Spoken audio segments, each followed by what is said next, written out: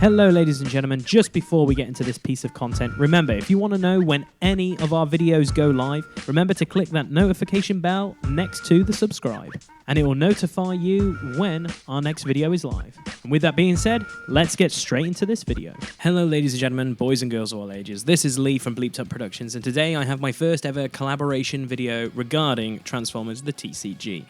Earlier this week, I had the opportunity to speak with Brian from Wreck and Rule, and myself and Dee got to just basically talk everything about the TCG and our Transformers nerdgasms, should we say. Everything covering how we got into Transformers, what are our favourite characters, and our thoughts on the card game, and much, much more juiciness to come.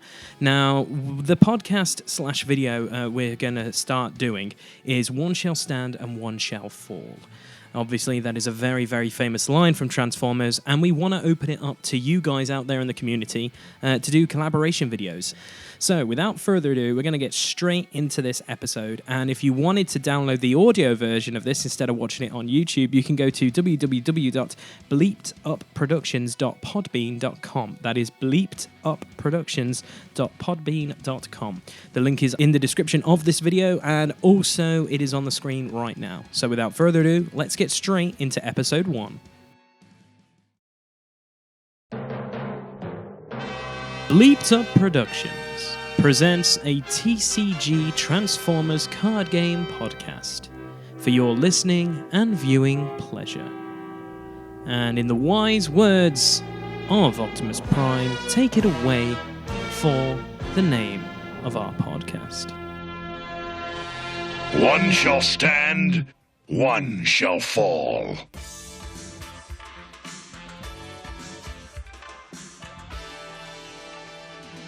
Well, what's up, guys, and welcome to Bleeped Up Productions. I am your producer of this lovely YouTube channel and podcast, Lee McAlpin. I'm joined with my partner in crime, Dee. I'm so excited for you to be here, Dee, because this is the first time you're going to be on a podcast and on an international call. I'm slightly scared. Oh, you'll be fine. You'll be fine. Trust me. I believe this guy's a gentle giant, so we should be fine. As you can see on the thumbnail and stuff, we have one of the three-headed hydras from one of the heads of the Hydra from Wreck and Roll, which is Brian Allen. Brian, thank you for coming up on this video with us. Thanks, bro. Thank you guys for having me. This is also, to be fair, my first international phone call. Oh, gosh. And also my first podcast ever. So oh, gosh. Be gentle. Man, this is a lot of firsts for everyone today. This is great. Absolutely love this. Yeah, because I don't do technology. I don't even have a smartphone. That's true. You do not have a smartphone. And mine isn't a smartphone. It's basically reflector. That's the best way of describing my smartphone. But no, guys, if you don't know, on our YouTube channel, we've started doing Transformers TCG content, and we looked outside on the YouTubes when we originally wanted to start doing stuff, and we were like, who are the Mac daddies at the moment that are doing a ton of content? And there was this lovely channel called Wreck and Roll, and the first thing I said was like, dude, that's a Wreckers reference. These guys must be nerds, or they're just kind of like Stole it. Yeah, exactly. So Brian, what do you do on your channel? So we'll give a little bit of a channel highlight for you guys. So if you want to give them a brief description of what you guys do on your channel. Let him talk, for God's sake. I know, we will. So the other thing about this being strange for me is that I'm used to being the one kind of like driving the conversation. So I'm having to basically put my hands over my mouth to not talk over Dude, interrupt us all the time. It's what I do best. Yeah, it's perfectly fine, Bri, if you want to interrupt us. Like, obviously, you're going to take hold of like we might be British, but we're not polite. Yes, you did come from our colonies. No, I'm kidding. Obviously, you're going to take part in, and I'll let you run the bit when we put the questions out on Facebook, so you can feel a little bit of happiness and joy of leading the pack, Sir Springer, should we say? That desire to control everything. I got you. Okay. Okay. Cool beans. All right then, Bryce. So what's your channel all about? So if people are listening to this for the first time or checking out stuff, what does your channel consist of? Absolutely. So we do Wreck and Roll. It's me, it's my buddy Joe, and our buddy Frenchie. And I think the best description that I've ever heard somebody come up with for it is that we're like the beer and pretzels Transformers trading card game channel. Yeah. So Yeah, that's true. we Yeah. tend to do like a lot of janky type of builds. We don't like to keep playing the same thing over and over again. And we also, we hate mirror matches when we actually play in a tournament. So we are kind of always trying to push each other to try to come up with something different, something crazy, something weird. We've been doing it since, I don't know, I think Joe and I, we managed to get our hands on the Autobot starter. They released it at Gen Con a little bit early. We had buddies who were there. So Joe and I, we got our hands on it. We were messaging anybody at Gen Con to also try to get the common characters that were being given out there. And I think we got the entire set of commons Nice. like that weekend. So we were able to kind of just start throwing things together and seeing how it would work. And we've slowly been trying to kind of up our game since then. You guys mentioned that, kind of when you're looking for stuff about the game, you looked at us. And I mean, to be honest, you guys should probably have bought us by now. Like, you have production quality, you have editing, you have... No, We're the Disney. We don't do that We're at coming Dragon to Roll. buy everybody. No, this is the one thing I like about YouTube, which I think is like what I want to do is the best thing is like when you have collaborations like this, because it just opens up your audience and our audience to stuff, and it's just we want to build a community for this game and what we want to do. It's not like, hey, we do this, this, and this, and it's better than you. Because to be quite frank, I think you guys play the game better than us. To be quite frank, fuck we yeah. make so many mistakes We're shit. compared to you guys. So shit. So we're fine with that. We're I don't know. completely fine. If you guys watch our earlier videos, we make a lot of mistakes back then. No, the best one I think we I just watched didn't have as many people watching back then to point it out. I Yeah. think one of the best ones is when like you and French are having a match and you literally lean over and shout, "Joe, rules!" And Joe like, runs back into the room going, "This and this and this," and runs out. It's like, yes, this is how it should always be played. Should always have someone looking out for you guys. Yes. But no, you've always got to start from somewhere. And I like how your channel's progressed. You want to do other things, and I'm assuming you're going to do future stuff, because I've seen you've done other videos on your channel, Brian, that involve like games and stuff like that. Is that something going forward you want to do, or is it just like put it out there and see what happens? I think a little bit more for now, putting it out there to see what happens. I started to replay Fall of Cybertron on Xbox. Yep. And just kind of I recorded games as I did it. I've never ever streamed a video game before, so I thought I'd just give it a shot for the heck of it. Yep. Maybe for people that did not play the game and just they're not likely to play the game. We've thought a little bit about doing maybe toy reviews as well. Fuck yes. You should do. But we don't have a great camera setup for that just yet. See, Let's take sexy pictures. just take photos. That's all you need to do, man. And just convert Joe, because every What? time I see a video is done and you try and talk about toys, he shuts you down. So I'm telling you, man, break the mold. I love how Joe doesn't want you to talk about toys. Is he the guy who went and watched Toy Story and went, "Load of shit, Yeah. talking toys, childhoods, sod this crap"? No, I think it was like the end of your last video when you talked about the tournament of how much money Joe actually spends on toys, but doesn't want to like talk about them. I thought was quite hilarious. There's the cabinet of sadness. So, just to point out, Joe is literally insane. Joe is the craziest person I've ever met. I love Joe. Joe and I, we have that relationship where it's almost as if we've been married for 50 years and we hate each other, but we love each other. Joe is literally insane. And a lot of times I have to kind of work on him with ideas, because I know when I first introduce it, he'll just be opposed to it because I introduced it. Okay. So then I have to kind of just slowly work on his mind until he thinks that It was his he idea. wanted to do it in the first Yeah. place, Exactly. and then he's on board. I like that. That's what you need to do. Also, I don't know if he likes alcohol. Like for me, people just say you should do this, and here's a bottle of something. I'm always like, okay, and that's literally how it works for me. Like most of the time, or free stuff. That pretty much also works for me, so it's good. I'll definitely keep that in mind. Although another aspect of Joe's insanity is that anytime that he gets a new Transformers figure, like he's been slowly collecting all the different combiners because of Wave 2 being combiner focused, he kind of got the itch. He cannot buy them used. He has to buy them like brand new in package. No one has been allowed to touch them. So he has probably spent, maybe conservatively guessing, 5 times more than he would have to, as opposed to just buying them used off someone selling them on Facebook or something like that. Wow. I kind of agree with Joe there, because I'm kind of like that. Yeah, with some things you have to. Yeah, it has to be untouched. Yeah. It has to be a virgin. You just have to be the first one to take it. That's a very His weird way description of was remarkably similar to that. Ah! Disturbingly similar. I have my own Joe. This is amazing. I'm pretty positive Joe. You don't have to censor Joe as much as I do with D. It's I'm not that amazing. bad. No, you're not bad. Until our latest battle report. Oh god, that. Your inner Yeah. Vegeta was unleashed. My first ever try-hard deck broke D. And like going forward in tournaments we want to do, Bri, because you mentioned, which we'll get onto a little bit later, is you go to tournaments and stuff like that. We're trying to start that here in England, in the Midlands, where we're from. And there's an award that actually is the Trigger D award. You dick. I know, it's amazing. And you will actually get spot prizes if I hear D say certain words and I'm like, so what did you do? And is he triggered? Because you might win stuff. And that's our ideas going forward. I don't think people want to have me stomping out the building and smashing shit. Oh, I would love to see that. Because That you get the full D experience. That's what I want. my wife has. You never can't go halfway. That's true. Yeah. You have to go balls deep. You just have to go Devastator on it. It's perfectly fine. But anyway, so moving on then. So that's Brian's channel, Wreck and Rule. Check it out, guys. The link will be in the description. It's good shit. And yeah, it's awesome. I absolutely Thank love you. the channel. Yeah, and keep doing what you're doing. You guys are awesome. Thank you very much. The first thing I want to talk about. Just make sure Frenchie speaks more clearer, because sometimes. Oh, he just- don't get on the French hating bandwagon. I'm I know not it's in our hating- genes. No, I don't hate Frenchie. It's just he talks.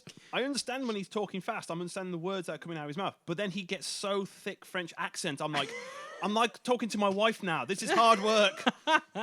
Okay, fair play, fair play. The best part is I sometimes have to translate Frenchie's English to Joe, because generally if we're doing stuff all together, I'm sitting next to Frenchie, and Joe sometimes doesn't understand it from across the table. Like I have to be that middleman to help communication flow.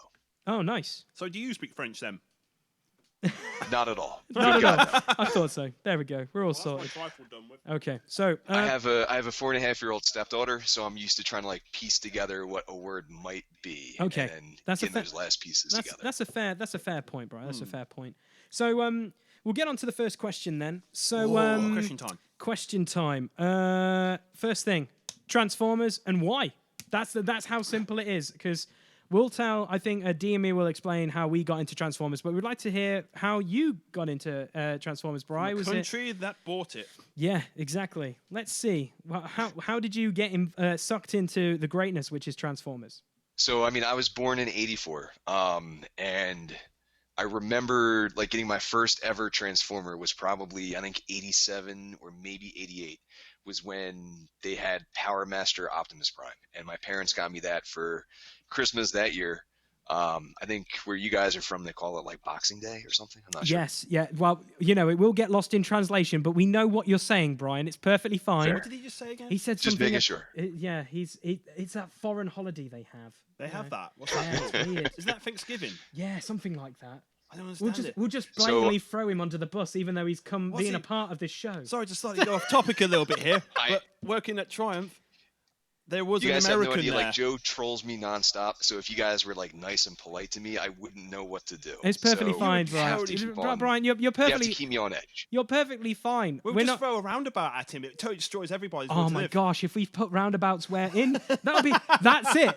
Screw Skynet. Roundabouts in New Jersey, they're done. Like literally, they will break. That's Right, it. back to Brian. Back So to wait, Brian. are you talking about driving? Like you're talking Yes. No. driving in Maybe. their circles, right? Yeah, Well, we are. Yeah. basically, Driving my- circles. My friends, German friends, came Jersey has that. Like Jersey What? is the What? last What? state They're adapting. They're in the adapting. U.S. They're that has evolving. that. Oh gosh darn it! Americans are evolving. This is not good. Oh, sorry, Brian. Anyway, We're ready continue. for round 2, or I guess round 3. We're ready for it. So Okay, just, fair play, mate. We're ready. just so you guys know. We're ready for you. Come on. To go back to your question. So I remember getting Prime for Christmas that year. And you mentioned renting the VHS tapes from Blockbuster, and I did the Yes. same thing. My dad had some crazy type of like double VCR setup that he could basically bootleg VHS tapes.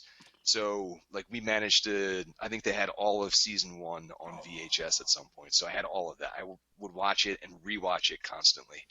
I think there's just something about, in all honesty, Optimus Prime. Like you hear that voice and you feel inspired, you feel comforted.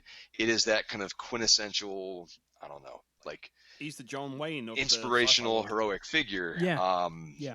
that you aspire to. And I think that's part of it. I think it's also, I remember going to BotCon, I don't know, I was maybe 12, 13 years old. And I remember they had maybe the writers of the series or the producer of the cartoon series. And I remember him saying that he wanted to put in some advanced vocabulary into the cartoon. This way, I don't know, it would be vaguely educational. And I remember picking up a lot of words from the cartoon series. I mean, in the movie, they described Soundwave as being uncharismatic. I mean, what Yeah. other show designed for 6, 7-year-olds uses the word charismatic? Exactly. Mm. And it also swore. I did not know it swore until I was at a later age, because the VHS tape I had, he didn't swear. He didn't say, "Oh shit." The best part about That was crazy when I heard that. the the first 86 time. movie, the opening where it explains, because over in the UK and Europe, we basically got the one where it pretty much explains, because the movie came in like 86, didn't it? Yeah, But by like 80s, it was yeah. made, it was Yes. made 86, but by the time I think it got to the UK and Europe, it was like was early a year- 90s or something stupid. It was Yeah. late. It was We very got it late. very so they late. literally had to the whole of Europe had to catch up with what you guys have already had back in like 84 and stuff. And they literally just, true. the best part is at the end of the film, it even says Optimus Prime will return. And I'm like, hang on, the American one never did that. No. The UK one did. It was like, yeah, Optimus Prime's Yeah. going to come back because he never dies. No, he never He's dies. Jesus. He always Yes. comes back. He's They didn't Robot want to Jesus. traumatize you guys like they did to us. Oh, they traumatized people. It traumatized. It traumatized. It definitely. I'm not gonna lie. I was like, oh, everyone's dying. I think the one that got me more than anything, other than Ironhide getting his face caved off, no. was Wheeljack. Wheeljack. Wheeljack. dude. Wheeljack's the one. Like I was 'Cause you just like, see him there. you just see him just lying like for a little second. You're like, Shit. oh no. The second. Wheeljack. You don't see how it happens. No, Absolutely. that's the- Did you guys have you seen the storyboards about Red Alert? No. Oh, please Please, tell. please do tell, Bri. 'Cause Please. I've got two that I know of, but not this one. All right, so I remember again at BotCon, like this guy, I Nobody forget likes his Red Alert. name. He kind of does what Chris McFeely does now, where like the trivia about the series that you might not know. But apparently in the storyboards, there's a moment where Red Alert is like running towards the battle during that montage of lasers flying over the city and all that type of stuff, where he gets hit by like 10 missiles and gets blown apart, which, I mean, that would have been rough. That would have been incredible because no one likes that guy. Nobody liked him. Nobody liked Red Alert. Yeah, because he's What a was dick. What was his job anyway, apart from being a whiny bitch? Well, like you saw it in our latest battle report. Oh, yeah. I even put it in. It was like he hates Inferno. I was like, just die already. I don't yeah, like nobody you. likes you. No one likes you. Because I know there's two storyboards that I vaguely know about. Apparently, it was one with it was like Hound, Sideswipe, and a couple of the other ones that do make appearances, but you don't see them die. There's apparently a storyboard where they're literally all running down a trench. It's like a similar scene like Red Alert, but they all just get taken out. And there's wow. another scene which ties in with Optimus Prime's arrival and Devastator, because when Optimus Prime literally clears the field of everybody. Oh yeah, Before Blitzwing was the only one that got out of the way. He's the smart one. He led the traffic code. Yeah, he did. He read the traffic. He got hit earlier, Stop, and he was look, like, "I'm not going to get done again. No. I'm not going to get done That again." was friendly fire as well. That was It all friendly fire. Frickin' But shrapnel. oh, stupid bugs. But basically, the scene with Devastator is literally as soon as Prime like polishes off like Soundwave and everybody, it cuts to Devastator standing up to go have a go at Prime when Ultra Magnus, your boy, comes around the corner and he's like boy. in his trailer is transporting like every other Autobot who has a rocket for a shoulder pad. And they all just let rip into Devastator, and it blows them back into just the that Constructicons. would have been really cool. But then the Constructicons just chase them, and it's like, run away! Oh, that would have been cool. Apparently, to see. that's one of the scenes that was also edited. I was like, God damn you, sirs! That would have been really cool. Oh Yes. man, That would have been cool. that would have been cool. Right, so- All right. So you got it in. You got it pretty much as a kid, kind of like us. I was late to the party because I was born in '87. So for me, it was like Blockbuster Video, cool art covers. I think the first ever thing I saw, which looking back on it, I'm like, that's kind of weird because it's a weird thing. It was Headmasters. And it was like a few of the Autobots got converted to have like masters and stuff. And then there was that whole old deal with Daniel and RC, which made me really uncomfortable as a kid. Because I was like, I don't know if that works, but okay. But then he had Scorponok in it, which I was like, that's amazing. And then from there I was like, oh, okay, let's just rent all of them. And then the movie happened. And then I watched the movie and I was like, oh man, that's pretty brutal. And then later on in life, it was like, right, I know there was a series, so I guess DVDs are a thing. So I was like, I guess I'll just search for, oh my God, they've got all the series on DVD. And so watched loads of random stuff, like in my like teenage years of just going like, man, I only saw this episode on this, VHS tape that I got from Blockbuster, but now I've like watched all of it, and I'm kind of like, some episodes are dope, some of them are stupid, and some of them are just like incredible. Like it's just but like more me, it was the comics that got me into it, which obviously not gonna blow our own trumpets here. I think the UK comics were pretty bitchin', although IDW are killing it right now with all their Transformers stuff. But agreed. Although I mean, we basically just stole Simon Furman away from you guys, so we won't go there. Like, look at 2000 AD. I'm gonna get off topic here, Bright. Look at 2000 AD. You stole all our best things, and that's how DC got good. Just saying. That'd be true. That'd be true. That'd be true. But no, it was so the comics was a big thing for me. Like growing up, reading the comics and going like, oh, these are really cool. And then obviously when they got reissued by Dreamwave and stuff like that, I got into comics again and just. Yeah, that's how I got into Transformers D. Was yours similar, or was it kind of just a little bit different? Oh, this is going to sound really... Basically, I was a spoiled brat. Okay. We had Sky when literally it first ever was born. Okay. So my parents would just go, sit, watch telly, shut up. So that would be cable for you, Brian, just to give you a heads up. Oh, okay. Telly equals cable. Yes, I gotcha. There we go. We're going to improve. Like we realised our Britishness. We'd be like, cable. This is a translation for you, Brian. Because you say like VHS, and I'm like, it's video. A cultural education right here. It is, yeah. It's, we're gonna. Well, don't learn any of our English. No shit. Jesus Christ, you'll be really bad. Yeah, we can't speak English ourselves. So no, continue, D. Sorry. So yeah, basically TV was the big part for me because I didn't read. I didn't like going outside. I just was like a hermit. Okay. And I basically just sat inside watching telly, and back then we had Sky One and other children's programs, and they just played reruns of. It was never in order.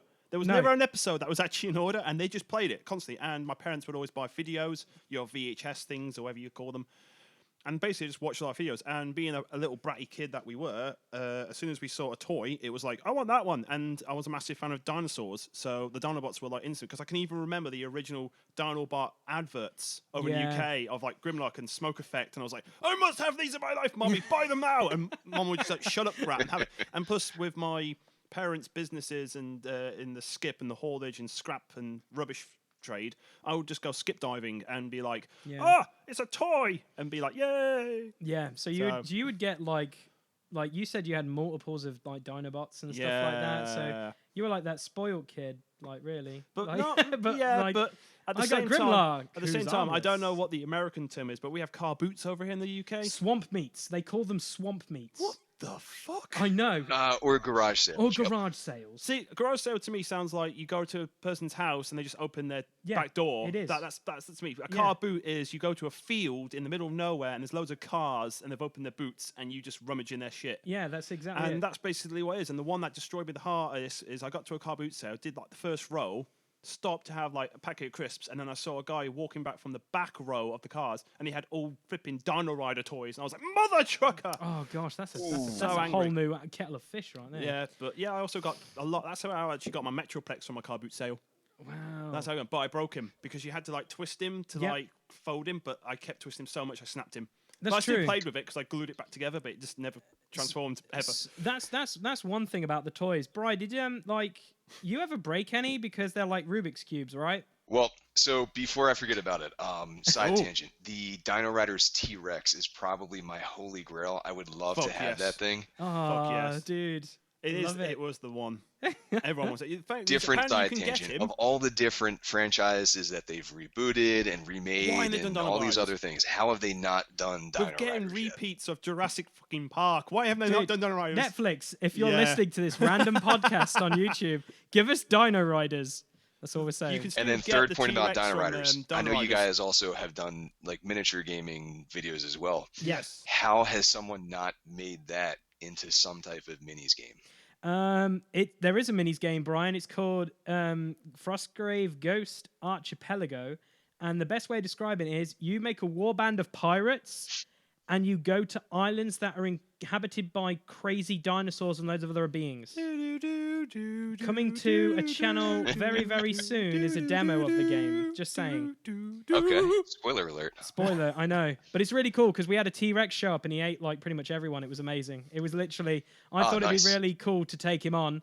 And I took one hitbox off him, seeming he I don't know how many hitboxes he has, like 36 or something. I was like, yes, achievement unlocked. Bye, Barry from Swansea. And he just got eaten. It was amazing. To finish off on the Dino Riders thing, you can actually still get the T-Rex from the Jeffersonian. Oh, okay. Apparently you can go to the Jeffersonian because when the company went bust or something, the toy dinosaurs take all the cool laser shit off them, just have the dinosaur, and apparently you can buy them, I believe, I don't know if you can still to this very day, you can originally buy them from the Jeffersonian, their dinosaur section. Okay. So go to the Jeffersonian, I don't know where the hell that fucker is, it's in America somewhere.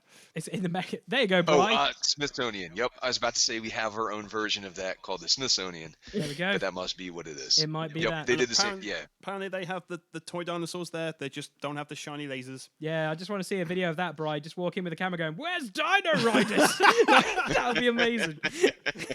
Next topic, sir. Yes. Okay. So we've talked about a little bit of our background of how we've fallen in love with Transformers and stuff like that. The one thing I would like to know, Bri, if you had to pick one Autobot and one Decepticon to hang out with and be your best friends, who would they be? Ooh, one Autobot and one Decepticon. Autobot, I'd have to go with Springer. Yep. Oh, yeah. Good shout.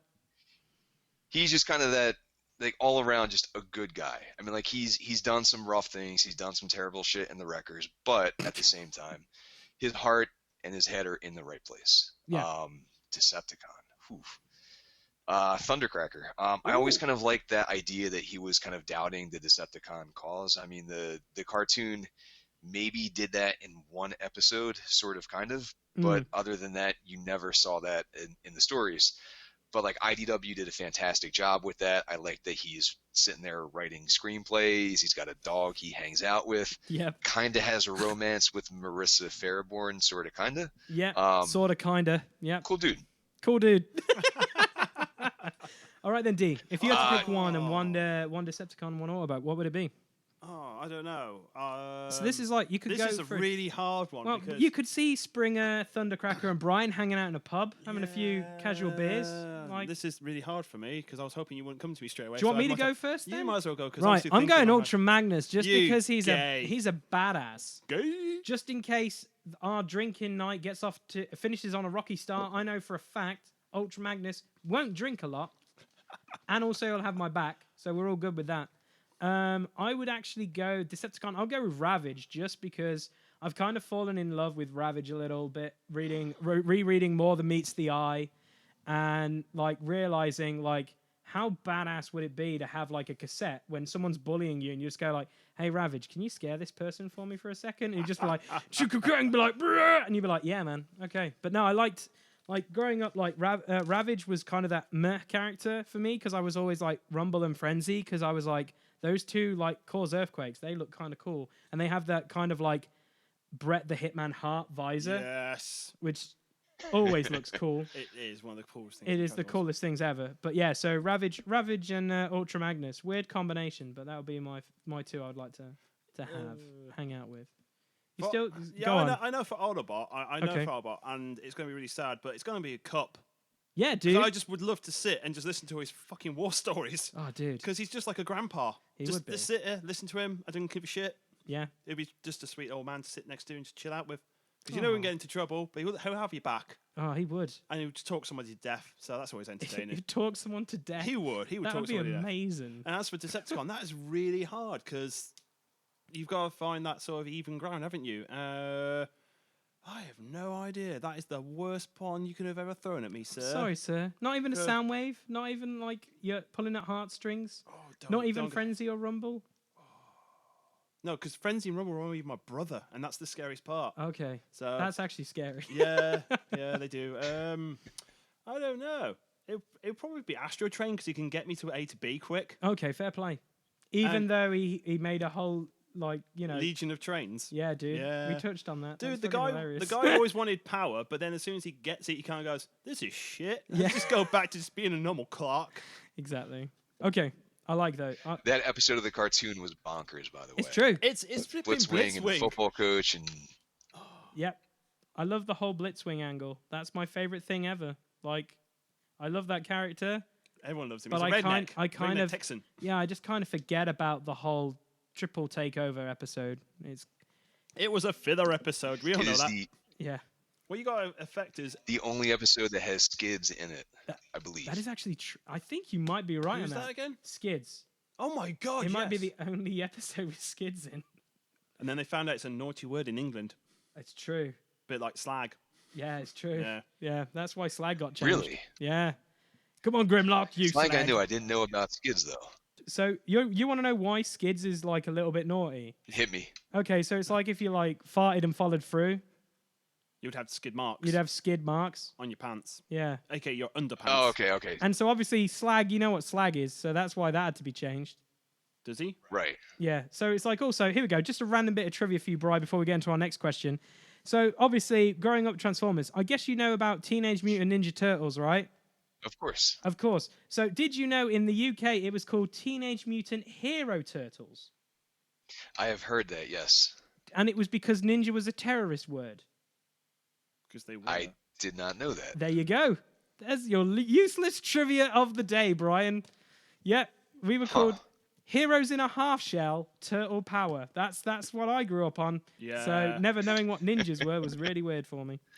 They didn't do much ninjaing though. No, they did not. No, just eat pizza a lot. But anyway, back to Transformers. Let's go. We wanted to talk a little bit about the TCG because obviously that's what your channel does and what we've started to do on our channel, Bri. How did you hear about the card game to begin with? Because all I heard about it was through a friend. And then we saw it being played, and I was like, I'll hold off until obviously we made our first video and got into it in Wave 2. So how did you hear about your experience with the TCG? That's a very good question. I want to say maybe TFW 2005 posted information about it, or maybe like an article had come out in some type of tabletop gaming like website blog type of thing. But I remember that immediately. The way that we organize games in my area here is that we make like a local Facebook group for it.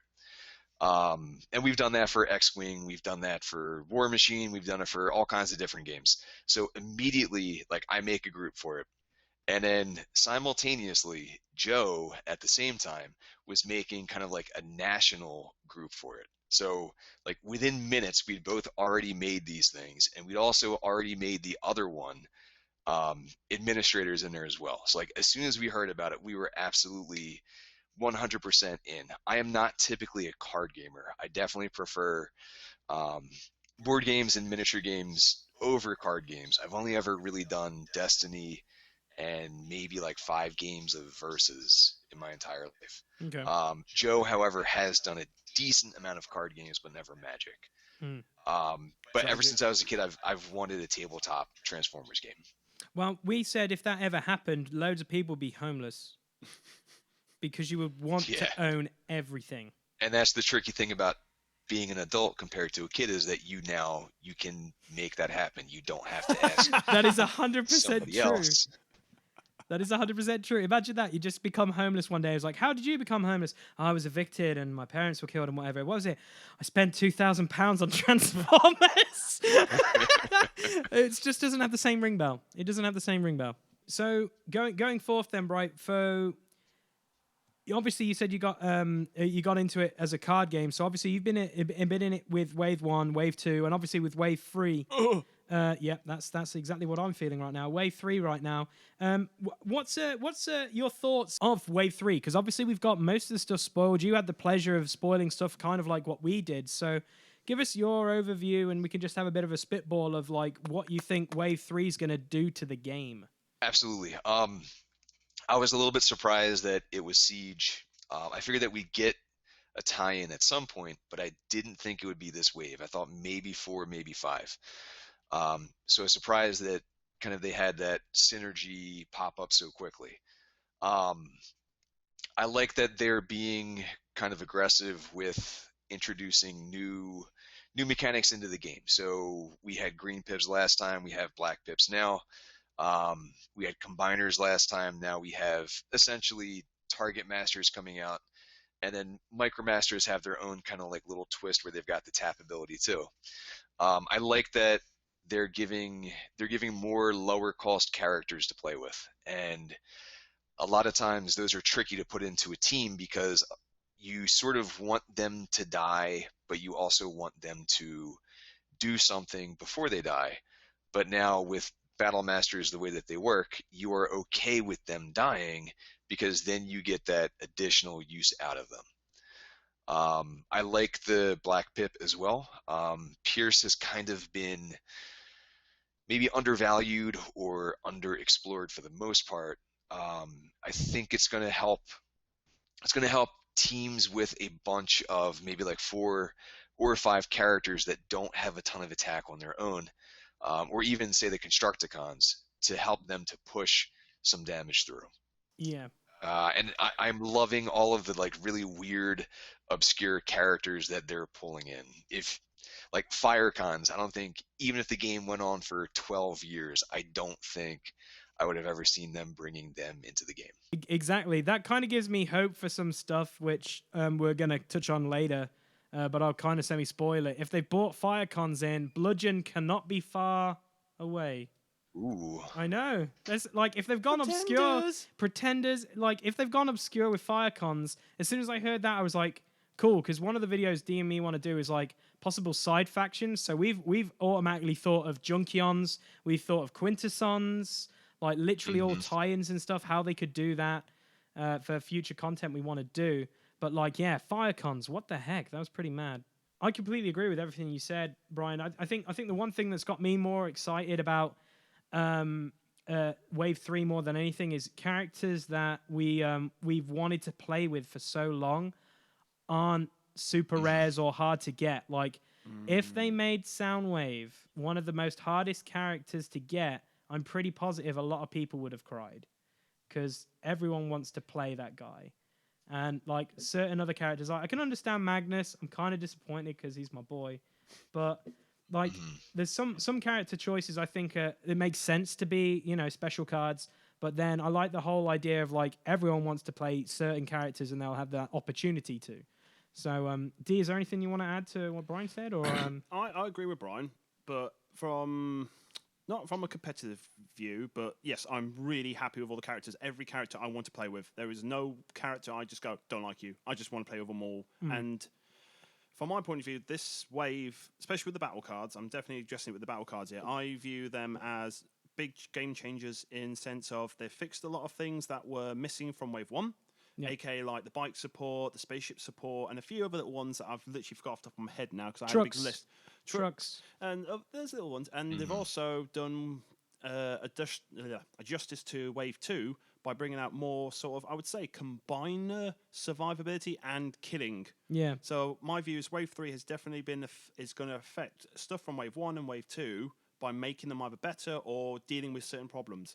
That's my view on it. As for characters, I just can't wait to play all the fembots. Yeah, all the fembots. Fembots for days. All the fembots. So that's actually quite cool. Moving swiftly into the next question, Brian, who are you looking forward to playing in Wave 3? If you had to pick a few. Okay, I'm gonna hit you guys with 4 ideas I have right now. Okay, go. So, go. All right, number 1, really quick, is Joe is going to be angry because I'm going to define Starscream as a character. Okay. Not really because I'm a terrible kind of like competitive player, but I'm looking at uncommon Starscream from Wave 1. He's got that flip into jet, where for every other jet that you have, you can do just that much damage to an enemy. So I want him, I want Fireflight at 5, I want Silverbolt at 5, and I want Stormcloud, who is a 4-star Micromaster jet as well.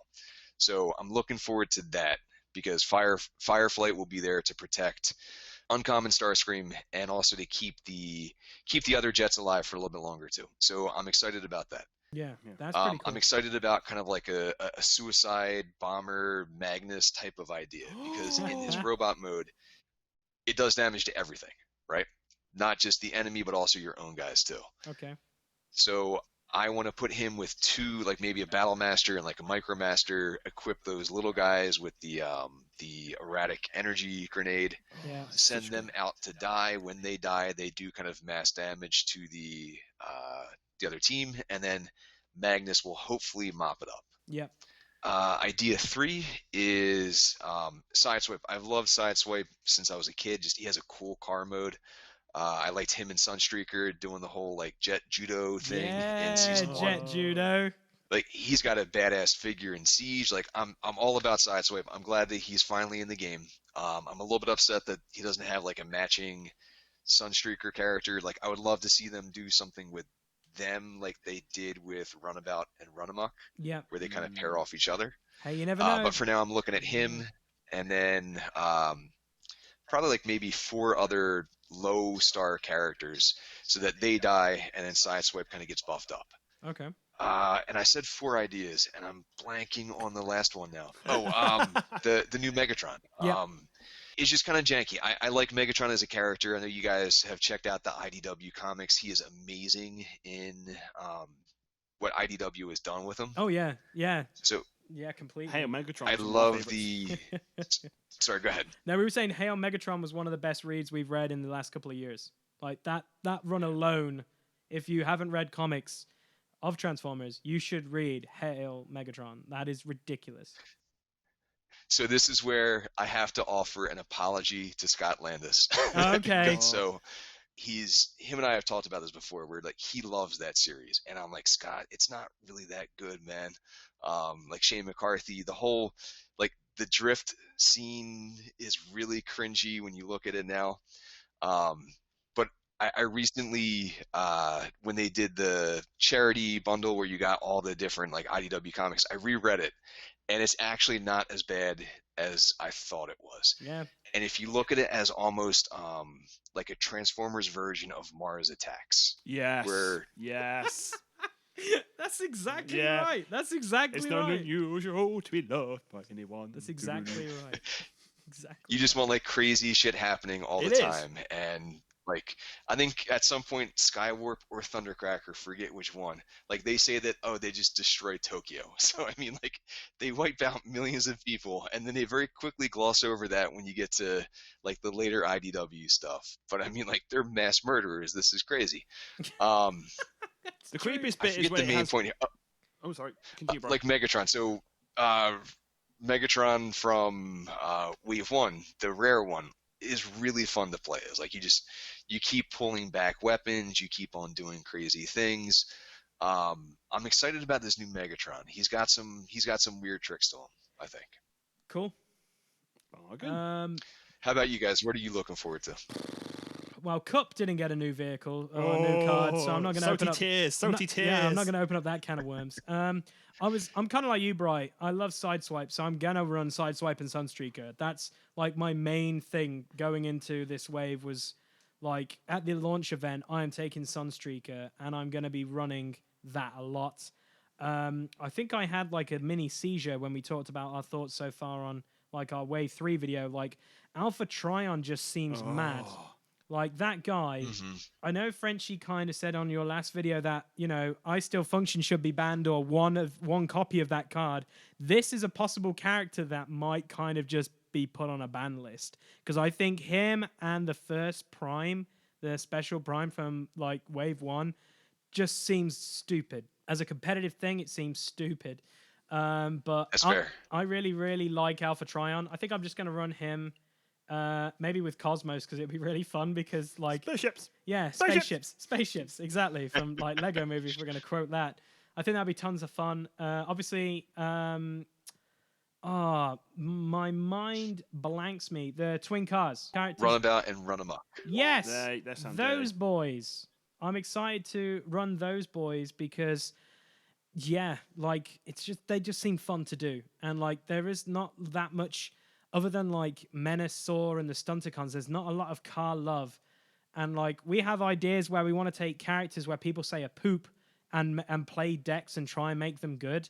I know Cup's in one of them. I think Ruckus is another Yeah, one, Ruckus. and a few others that we've said who people have said are terrible, and we're like, this seems like a series we might need to do. So I'm excited to play those. So D, what are the ones you're looking forward to? Well, first Australia Firecons. Yeah, Firecons. The fact is, I like the idea of running all three of them, plus the idea of running Charizard, the Pokemon one, and Sergeant Sparky Stalky. Sergeant Sparky Stalky. My wife, I literally put on like YouTube, I put on like Facebook. I looked up and they appeared, and my wife read them and went, "What a fucking stupid name!" I went, "I don't care, they're amazing." Yep, exactly. And I like the idea of running them pair with other characters because the aggro is just so much fun. Going away from the Firecons, it will probably be all the Fembots. I do look forward to running all the Bite Chicks. Yeah, I do look forward to trying that. Plus all the Fembots. Because I like the ladies. Just all Fembots. And who else? There was someone else off the top of my head. I've literally forgot. Oh, I was trying to... Because I like... I found my love for aggro. I'm definitely an all aggro style player, I believe. It's definitely my strong point. And then I try my best to try the good old balance of blue and orange and a bit of fluorescent colours in there. But because I'm not a big fan of heavy blue, which we'll bring that up soon. I'm not a big fan that's very obvious in our next battle report. I'm not a big fan of blue. But the other one I like, and I've been desperately math hammering and doing all my behind the scenes welding, is the idea. I like the idea of running a deck that just screws your opponent up. Because at the moment we've got Wave 1 Shockwave, who when you flip him, obviously from, I don't know, one mode you draw cards, your opponent draws cards. The other mode is as soon as you scrap cards, they take damage. You've now got the new Starscream, who I think when upgrades is scrapped or something, your opponent takes damage. And the idea of running a deck where I've got cards that destroy your hand, so that screws you up and you're taking cheeky damage. And the idea of having Shockwave giving you extra cards so I can scrap them. And the idea of Starscream also damaging you on the field. I like the sound of that. And I've been looking at things like battering ram and just ways of, and corner, just the ideas of doing as much as I can to screw my opponent up and doing cheeky damage. I just love that play style, and I look forward to trying it out in future content. Yeah. There's some fun stuff. Like I think what you touched on, Bri, a little bit when we talked about Wave 3. I think the Black Pip seems like almost like an auto include in the Constructicons. I feel, just because I think it was made for them. Like other than like what is it? The bigger they are, the harder they fall, or whatever. That card. Yeah, that's that card is like for them. Like they're 4 stars. Everyone's going to be more than them. Yes. So you're going to gain that nice little bit of damage. But like the piercing can be a thing with them now. So it'd be quite interesting to see how that plays out. So, but that's and they've got the Cutlass, Energon Cutlass or something too. Yeah. That also benefits lower star characters and gives them pierce. Yeah. It's going to be really cool. I think. Yeah, and there's just some bonkers equipment cards. Like Energy Pack is just bonkers.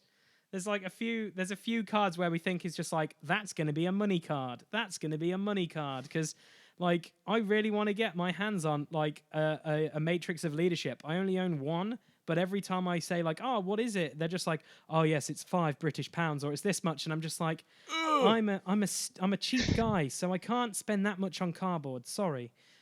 So I'll just wait for it to come down, which it will never will. But I'll eventually pull the trigger and get a full playset. That's another thing with ourselves is we don't own every card. Yeah, that's one thing. We both have just about every card from Wave 2, battle card and most characters. I think I'm like 5 characters, 2 super rares, 3 rares, and... Yeah, I think the only super rare out of our collection we're missing is a Blitzwing. Yeah, it is Blitzwing. It's like, I pulled a Starscream out of like 3 random boosters I bought, and then on the battle report that we did when D run Springer and Wheeljack, he sprung on me, no pun intended, that he had Springer, and I literally lost it off camera. I was like, that's amazing! Because like, I remember when I pulled the Starscream, D was just... Every name under the sun I was called that night, and then it's like pretty funny how like mine was like, oh, congratulations, but D was pretty much like, how dare you? You are a terrible. The fact was, we both went to that shop. You guys really are me and Joe. I know, it's kind of weird. We're the British version. It's scary. And we live near to a New Jersey-like place in the Midlands. It's amazing. It's kind of weird. It's amazing. No, but it's. You guys just need a Frenchie now. Your wife Not your No. wife, Brian. Sorry, your wife No, Dee is. she'll never get involved. No, she would never get involved. But she likes her. She's French. We technically. no, she's British, She's but British, but she speaks a lot of French. The best part was when she was in labour and Oh she. God. No, this was honest to God, the honest truth. She was in labour, and all of a sudden she just started swearing in French, and the midwife and doctors just looked at me and were like, "What?" I was like, "Just let her run with it. Just go, Let's just go." let her go. I don't understand a word she's saying either. Just let her go." And she just completely went mad in French, and I was like, "Okay." Absolutely love it. And she has no memory of it, which is even funnier. It's true. So, with that being said, then, so we've got a few ideas what we want to do with Wave 3 and stuff. But Brian, I'm going to let you take the reins of this Dear now. God.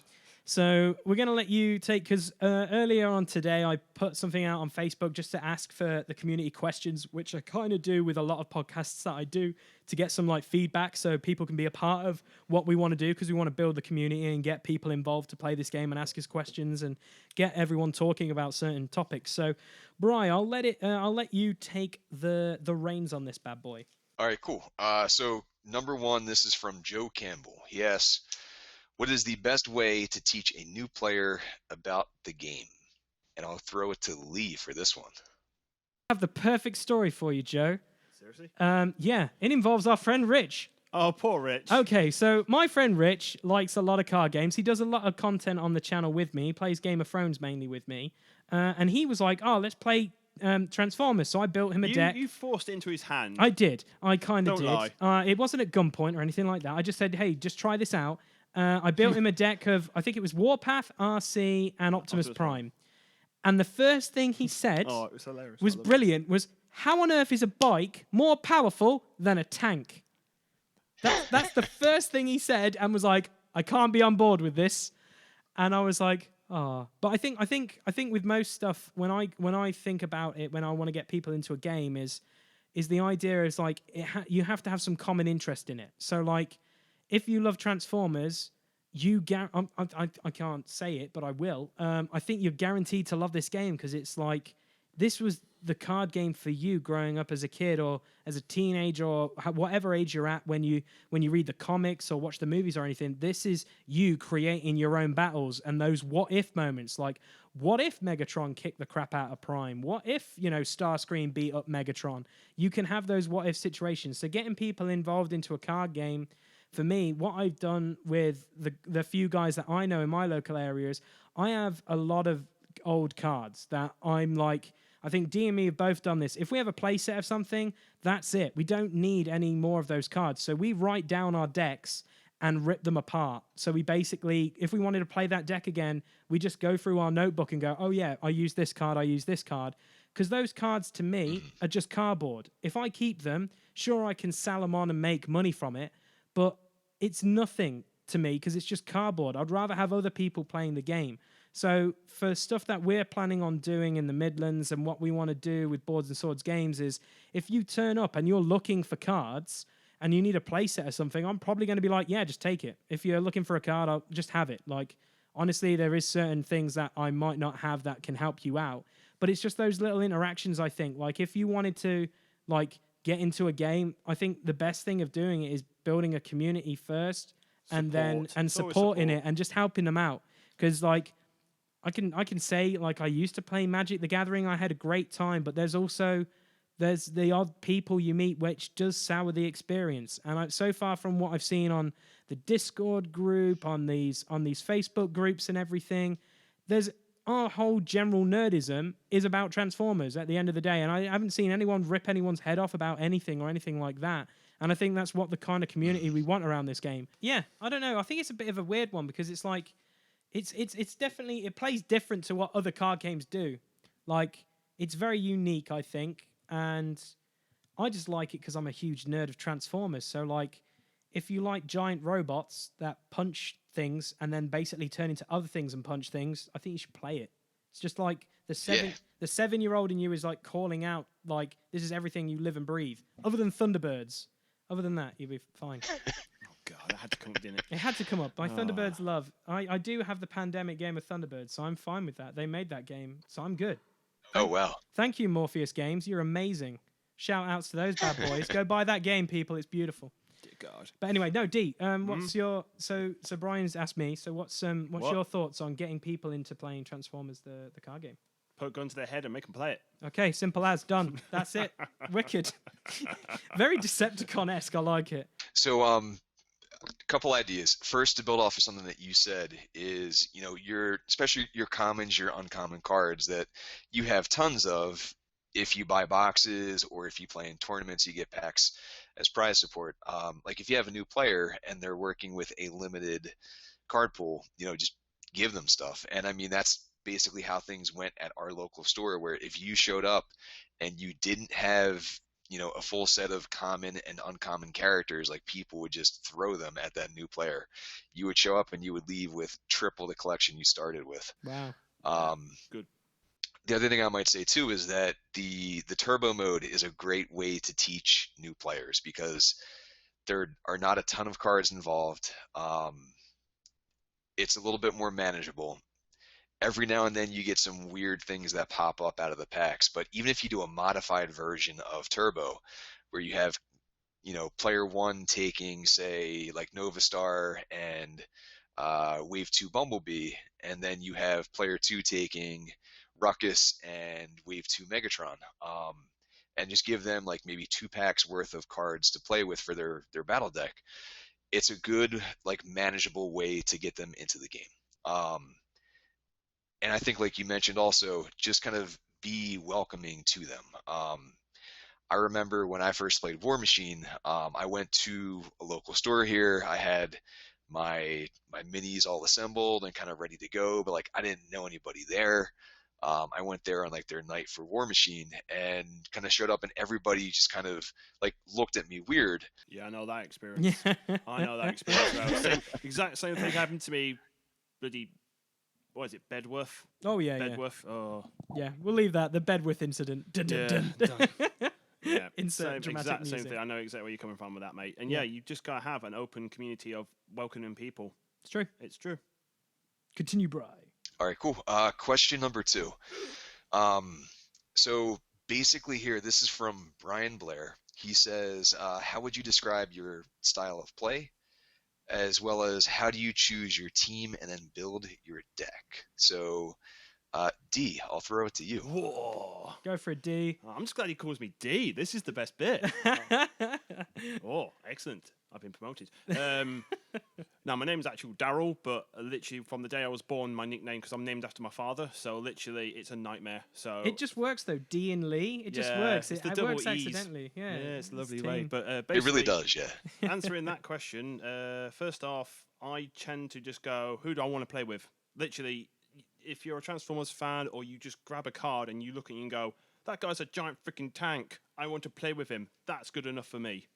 Like, you should just pick characters who you just generally want to play with, and that's what a lot of our decks tend to be. It's like, I want to run the bugs.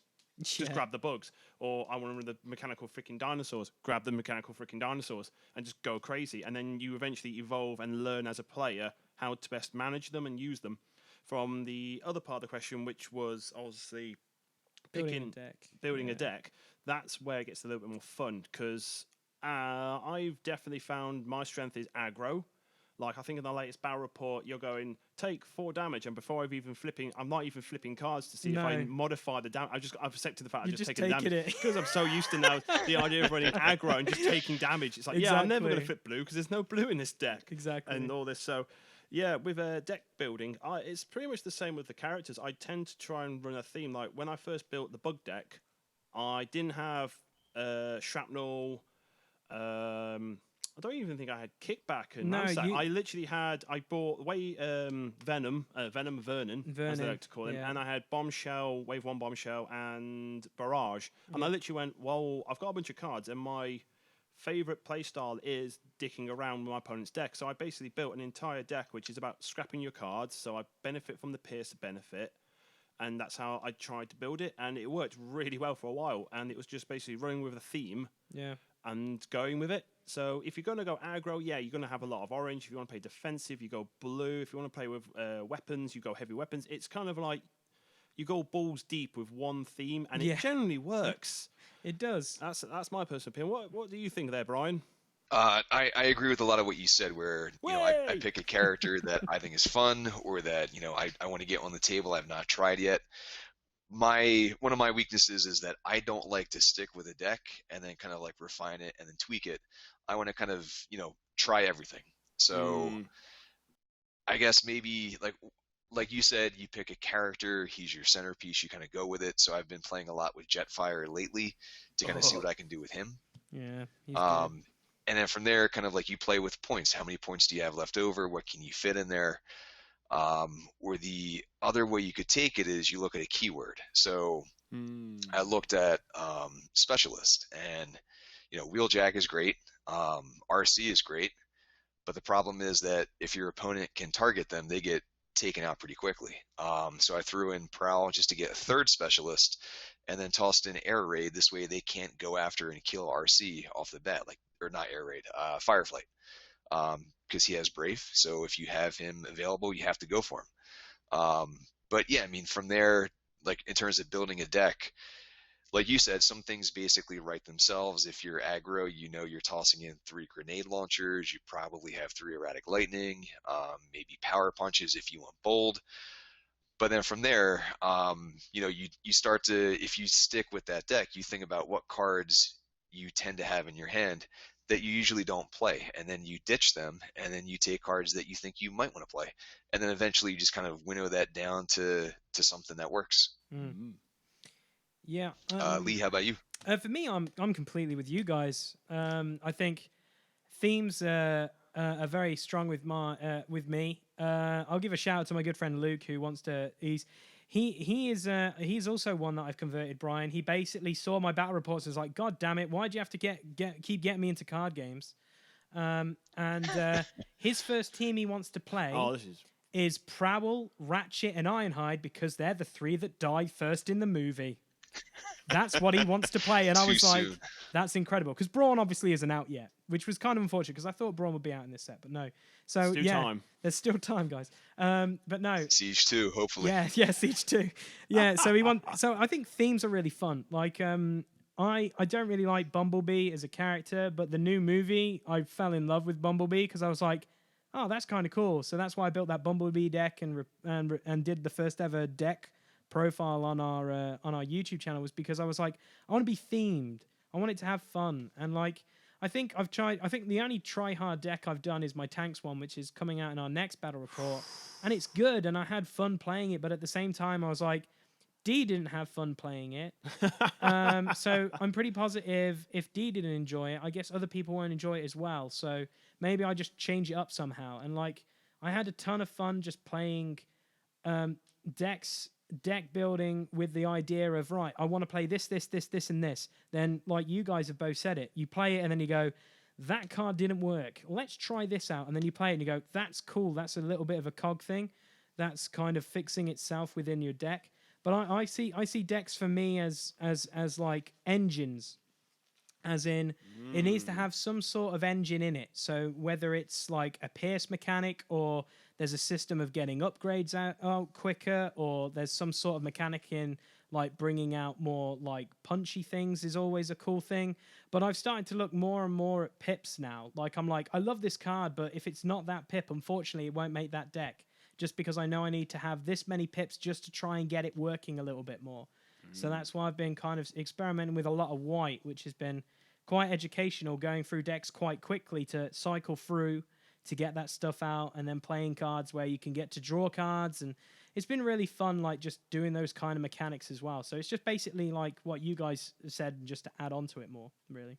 And just to maybe build off that for a second too, locally, something that we do week by week is we do a tournament every Wednesday night at our local store. We have about like 10 players who are almost always there. It can sometimes spike up to 20, but it's cool. within that range. And like the people who have played since day one, that, we have all the cards, like we've played tons of games.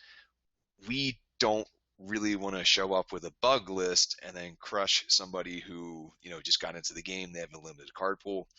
So within ourselves, we have like a weekly challenge that we build to. So one week we decided that, we could only have common and uncommon characters and battle cards. or that we had to have we had to have somebody who was 11 stars or more on the team, not including Nemesis or Optimus Prime, Battlefield Legend. And it just kind of it forces you to think outside the box, and you also maybe start to kind of pick up on things that you maybe would not have tried if you had that like full suite of cards available to you. If you have that limited card pool, you kind of have to get a little bit creative, and sometimes you come up with unexpected combos out of that. Yeah, because that's why we did our Mega Supremoth, because we've never seen anyone play him. We got a really cool big ass character and no one plays him. That's why we did Right. the Omega Supremoth on our channel, because we wanted to try out the big rocket ship, should we say? We wanted to try him out. Adding to Brian's comment just there, like the whole idea of restricting yourselves.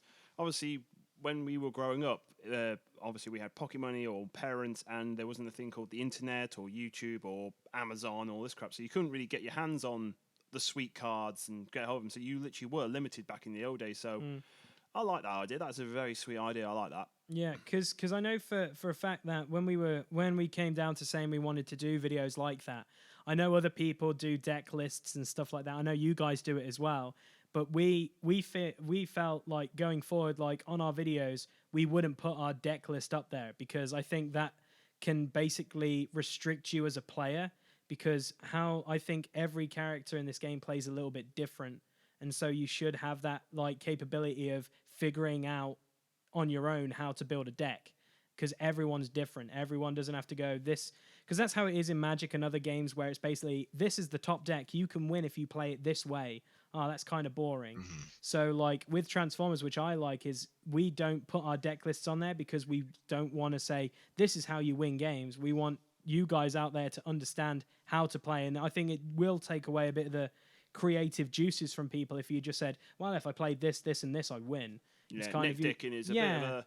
It's understandable for a newbie to come along and go, oh, okay, what does this card do and what's this card do? And you explain it. But that's talking to like the community and people, rather than just going on YouTube and going, oh, this guy says this wins, I'll just copy it. Yeah. Because with wargaming, I can remember going to 40k events and literally 9 out of 10 people are all running Space Marines, and it's the exact same list. And you're like, this is lame as fuck. Yeah, it's boring. It is boring. Yeah, I agree entirely. And I mean, if I go to a tournament, I don't want to sit across the table from something that I'm playing, because I know, of course the deck is going to be different, but you can generally tell what someone's deck is going to do based upon like their team members they have.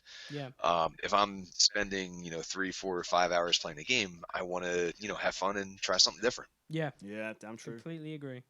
So next question here is okay, so kind of like a multi-part question. So question number 1, what current decks or teams do you think will benefit the most from Wave 3? Cars and trucks. Like, trucks just got some amazing upgrades. Like, I'm so happy because, like, my boy Ironhide, I want to play all the Ironhides. I think that's going to be one of my things. Like, I love that guy. He's amazing. I think, and that Siege figure is so good. It's ridiculous. That's what it is, Brian. It's ridiculous. That's all we're gonna say on that. No, it's really good. I think for me, oh man, there's so much good shit in Wave 3. Like, Dee touched on it earlier in the show. We basically said they've addressed spaceships, they've addressed trucks, they've addressed motorbikes, they've addressed stuff that people have been saying, we want this. So I think what benefits for me personally, combiners, because I think Devastator is obviously the big winner, because you have the tower, you have that healing factor in, that's dope. But then you add the pierce mechanic into it, it's pretty cool. I still think Energy Pack is busted. Like 4 additional health is like, that can win you a game if you're on the brink of like collapse for a combiner. I was gonna say, generally, like as a combiner, like when you hit that combination button, it's pretty dicey. Like usually you're not completely wiping the table with the other player. It's very close about who's gonna win. So that could definitely turn the tide. I think combiners are big things in this, because obviously over the last couple of days we've had more cards that saying this utility, if you're being attacked by melee, they only take this much damage, or they draw this many cards, etc. It keeps combiners alive a lot longer. So I forget the name of the card, but it's the one with side swipe on with the guns. I'm gonna have to pull it up because I know what it is. It's where you flip less. Yeah, you both flip two. Battle cards. You can only flip 2 battle cards. You can't go crazy on tough or bold. Yeah. And white pips aren't even able to be used. You can It's only horrible. flip. Yeah, you can only flip 2 battle cards, and that's really nice for combiners because, well, let's say Predaking with all those horrific things, and then if you tool up Superion or Menasor or any of the combiners well, you can hit a ton of damage with only flipping 2. It's pretty cool. I think combiners win it for me personally. I really think so. That's my thoughts. Brian, what are your thoughts? I agree with you. I think we hit on Devastator with the Pierce, and he's great for the erratic energy grenade type thing too. It's going to be fun. It's mad. Planes have some really cool stuff coming out. I like we saw Trigger Happy either yesterday or the day before. You flip back into jet mode, you pull back a weapon. That's cool. I think he has Pierce 4 natively in bot mode. That's also pretty cool. Aside from that, I think blue is going to have some help too. We just saw either today or yesterday. It's the armor version of Attack Drone, where when you put out one, you can put out a second one, and then put out a third one, and it gives you tough one. So I think that has some play. Added armor. Because it neuters the ability of Bashing Shield, because you only take out one as opposed to all 3. Yeah, isn't that the one? Oh crap, what was it called? Extra padding. Yes. With our boy who we love to hate. Red alert on there. There we go. Hate that dude. Douchebag. But he looks a little bit badass, right? He's got like the tires or whatever like wrapped around his forearms. He does. I think you say badass. I say trying too hard. So it depends. It depends on your terminology, Brian. I don't know. I think it's just because He's got nothing else to spare, so he's grabbed his own spare wheels. He is. He's so lonely. I don't know. wheels into battle. I also think when we're looking at other cards as well, like briefly, I touched on it in our Wave 3 thing as well. EMP Wave is a very interesting card. That's scratching my brains. True. That's a very interesting card because it just taps all characters. So that screws over combiners a little bit because sometimes when you don't want to play all the characters in the world, but they might not do a lot of damage, but like obviously there's other stuff in there. Well, think about it. When it's just there's so many good cards in this in this cycle which really do open up and some characters with even bigger health than we thought. When I first thought of Prime, I thought Prime should have Ultra Magnus's kind of health, and so should Megatron. But obviously, as the game will develop, we'll probably see more beefier guys of those things. We'll never see a gun Megatron, which I'm really sad about. But I'm okay with a tank. I'm fine with a tank. But I think as it's going forward, I think you're just going to see. Hopefully, we don't see what we see in other card games where other cards from other waves get left in the dust a little bit, because there's a lot of, I think it's just you kind of go ooh, shiny, these look really cool, and then we kind of forget oh crap, what does that card do, or what does that card do? Hopefully we won't lose those. So there's obviously staples like we said earlier, like Grenade Launcher. I think we'll never ever forget about Grenade Launcher.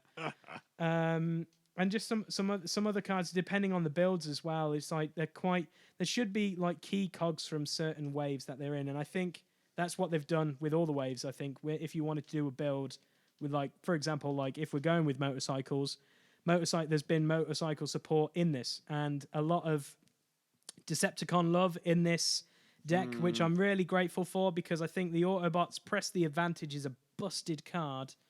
Yeah, it's really good. It's so good. I wish they just created something like that for Decepticons, because it would definitely turn the tide, I personally think. But yeah, I don't know. I agree. I think the only kind of benefit there is that Press the Advantage is not as good against a Autobot mirror match.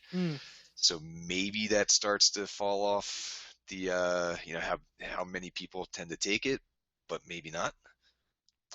It's also good to hear, whenever you hear Drew do an interview, he always says, that when they're making new cards, they're also looking back at the older waves to see, you know, what can they do to bring certain other characters back into the fold. Yeah. So I think D, you mentioned Shockwave before. Like Wave 1 Shockwave Oh, he's getting has some some love. really, really cool abilities, but he's very tricky to play. Hells yeah.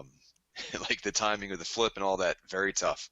I forget the name of it, like LV something something, but that the new card specifically for Shockwave looks the armor. amazing. Oh, that's yeah, they- broken as hell. Here we go, Bri. I will correct you. It's the LV Gamma Disruptor Launcher, which makes him look like a tarantula. That's all I'm saying.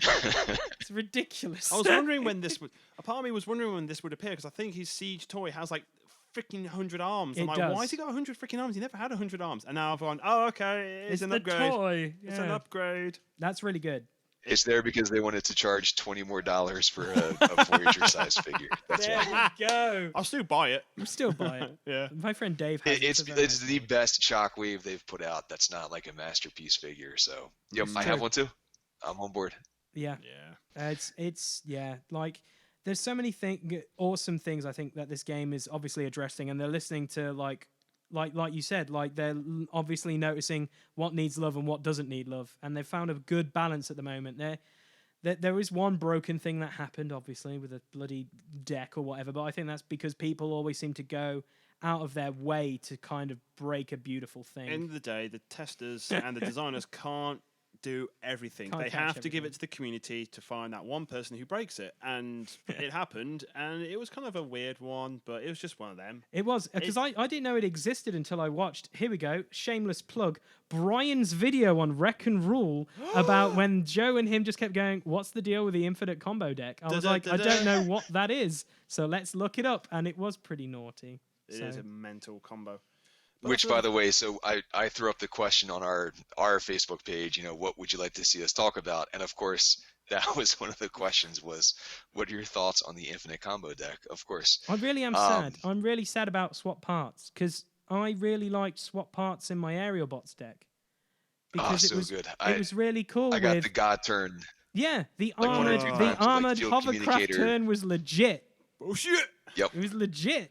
I hate those fucking The area god bots. turn of brainstorm, swap parts, enjoy all the damage, then proton bomb. Oh, it's so fun. It's so much fun Beautiful. for the whole family. Beautiful.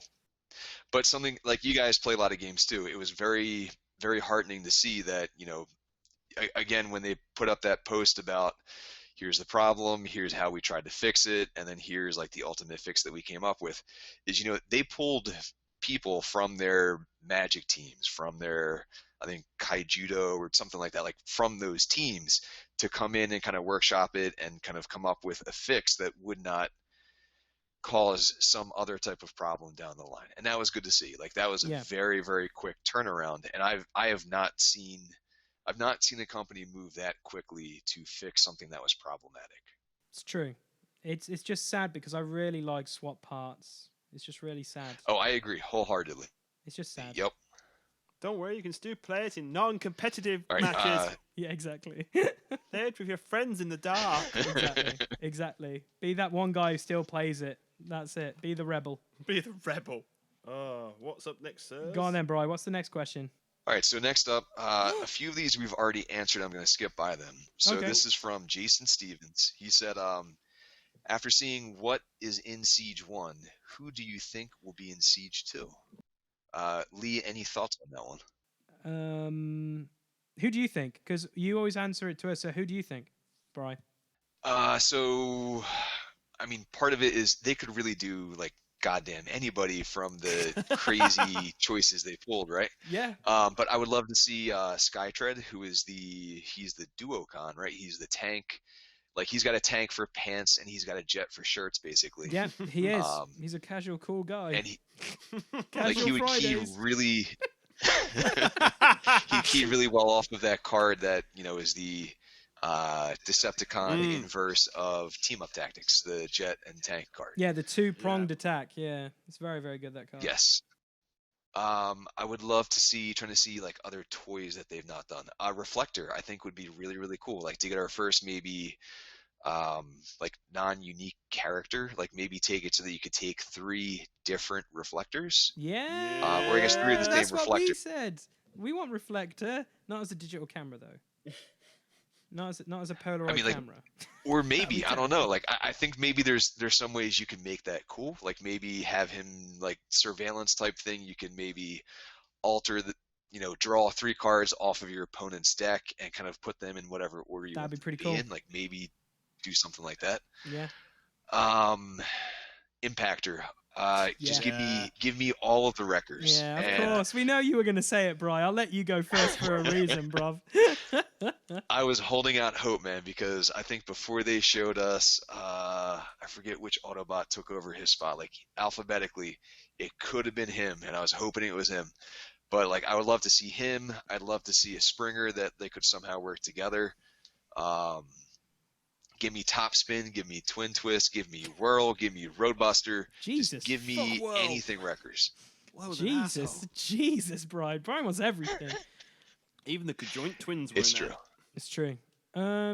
D, I'll go to you. I know what I want to say, because I'm scared. I know what I really want to say, but I know he'll be a fucking special card. Pardon my French. Yeah.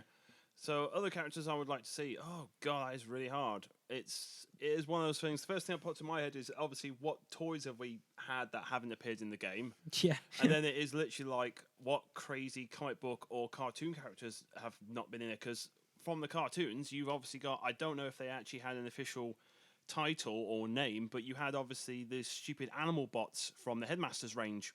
Oh, the Terracons. No, not the Terracons. Oh, okay. The gorilla, the bat, the crocodile, Oh, the wolf. the weird ones. They were all stupid, retarded animals. The And bat who sounded like Dracula. He sounded like, play that clip, Lee, right now. That freaking Yeah. clip is so stupid. But yeah, you Gosh. had those characters, and I'm like, well, That's they could weird. throw them in and make them a particular group, and I'm like, yeah, I would accept that, because that was one of the things I hated the most at the end of like the original cartoons is the Autobots continue to get rip-offs of other dead Autobots. Yeah.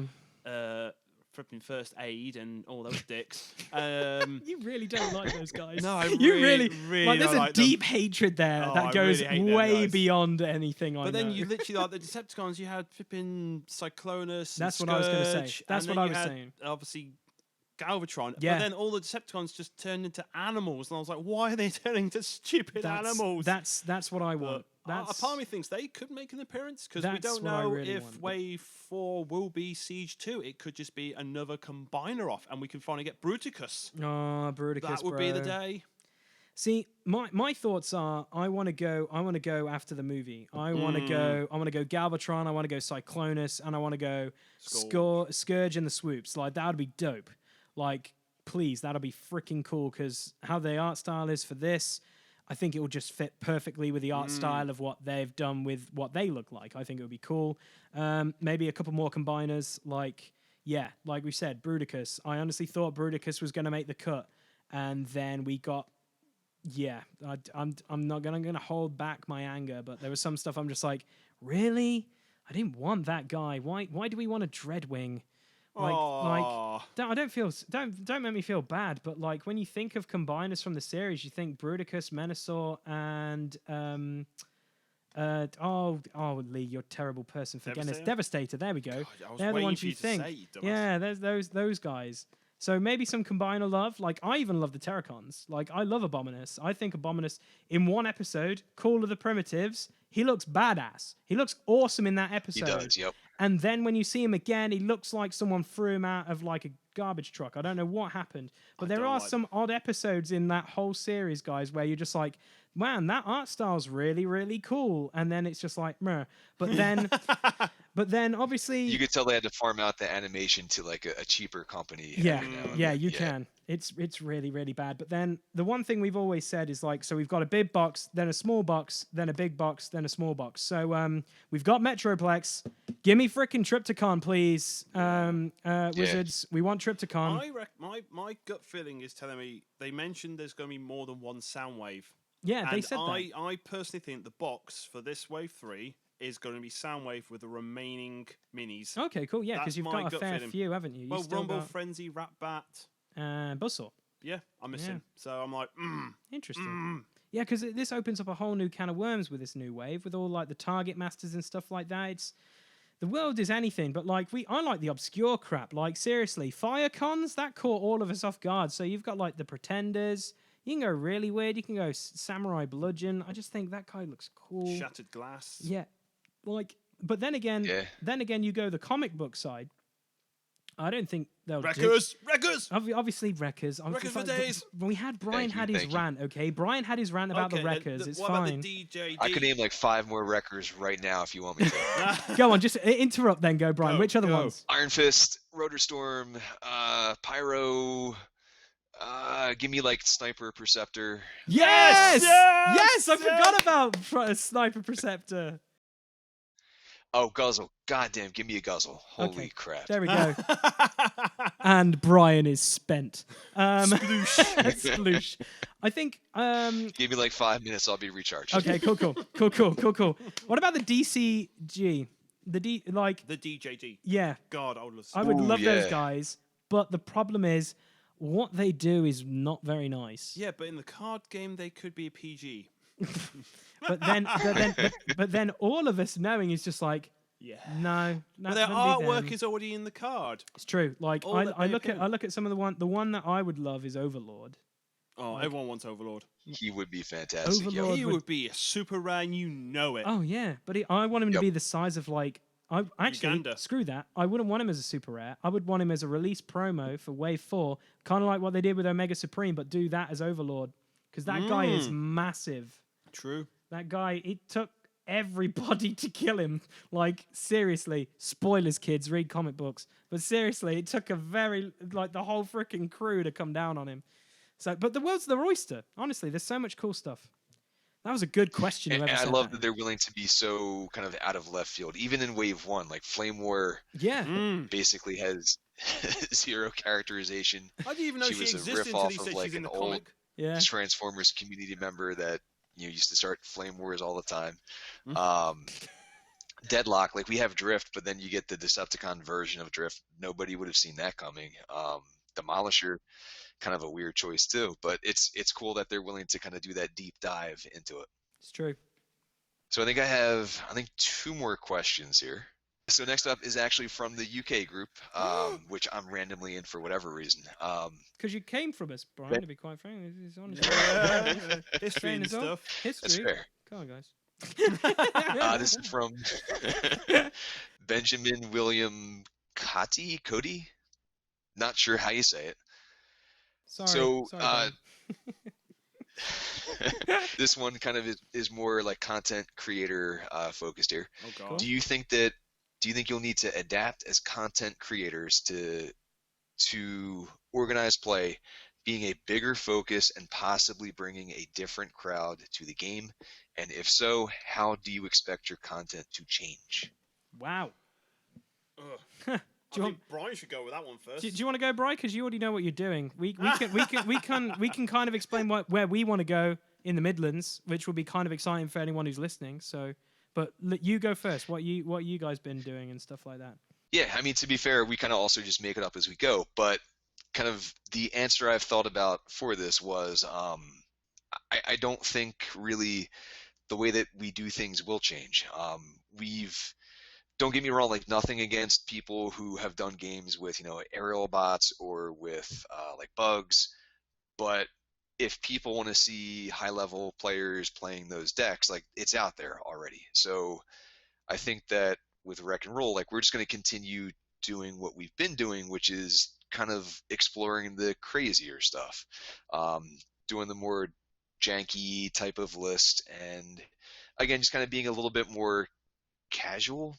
But I guess maybe like my own style is I consider myself to be like an aggressively mediocre type of player, where if I have a list that does something weird and that maybe, an experienced player is not ready for, they've not seen it before, like I can use that to maybe turn the tide in my favor.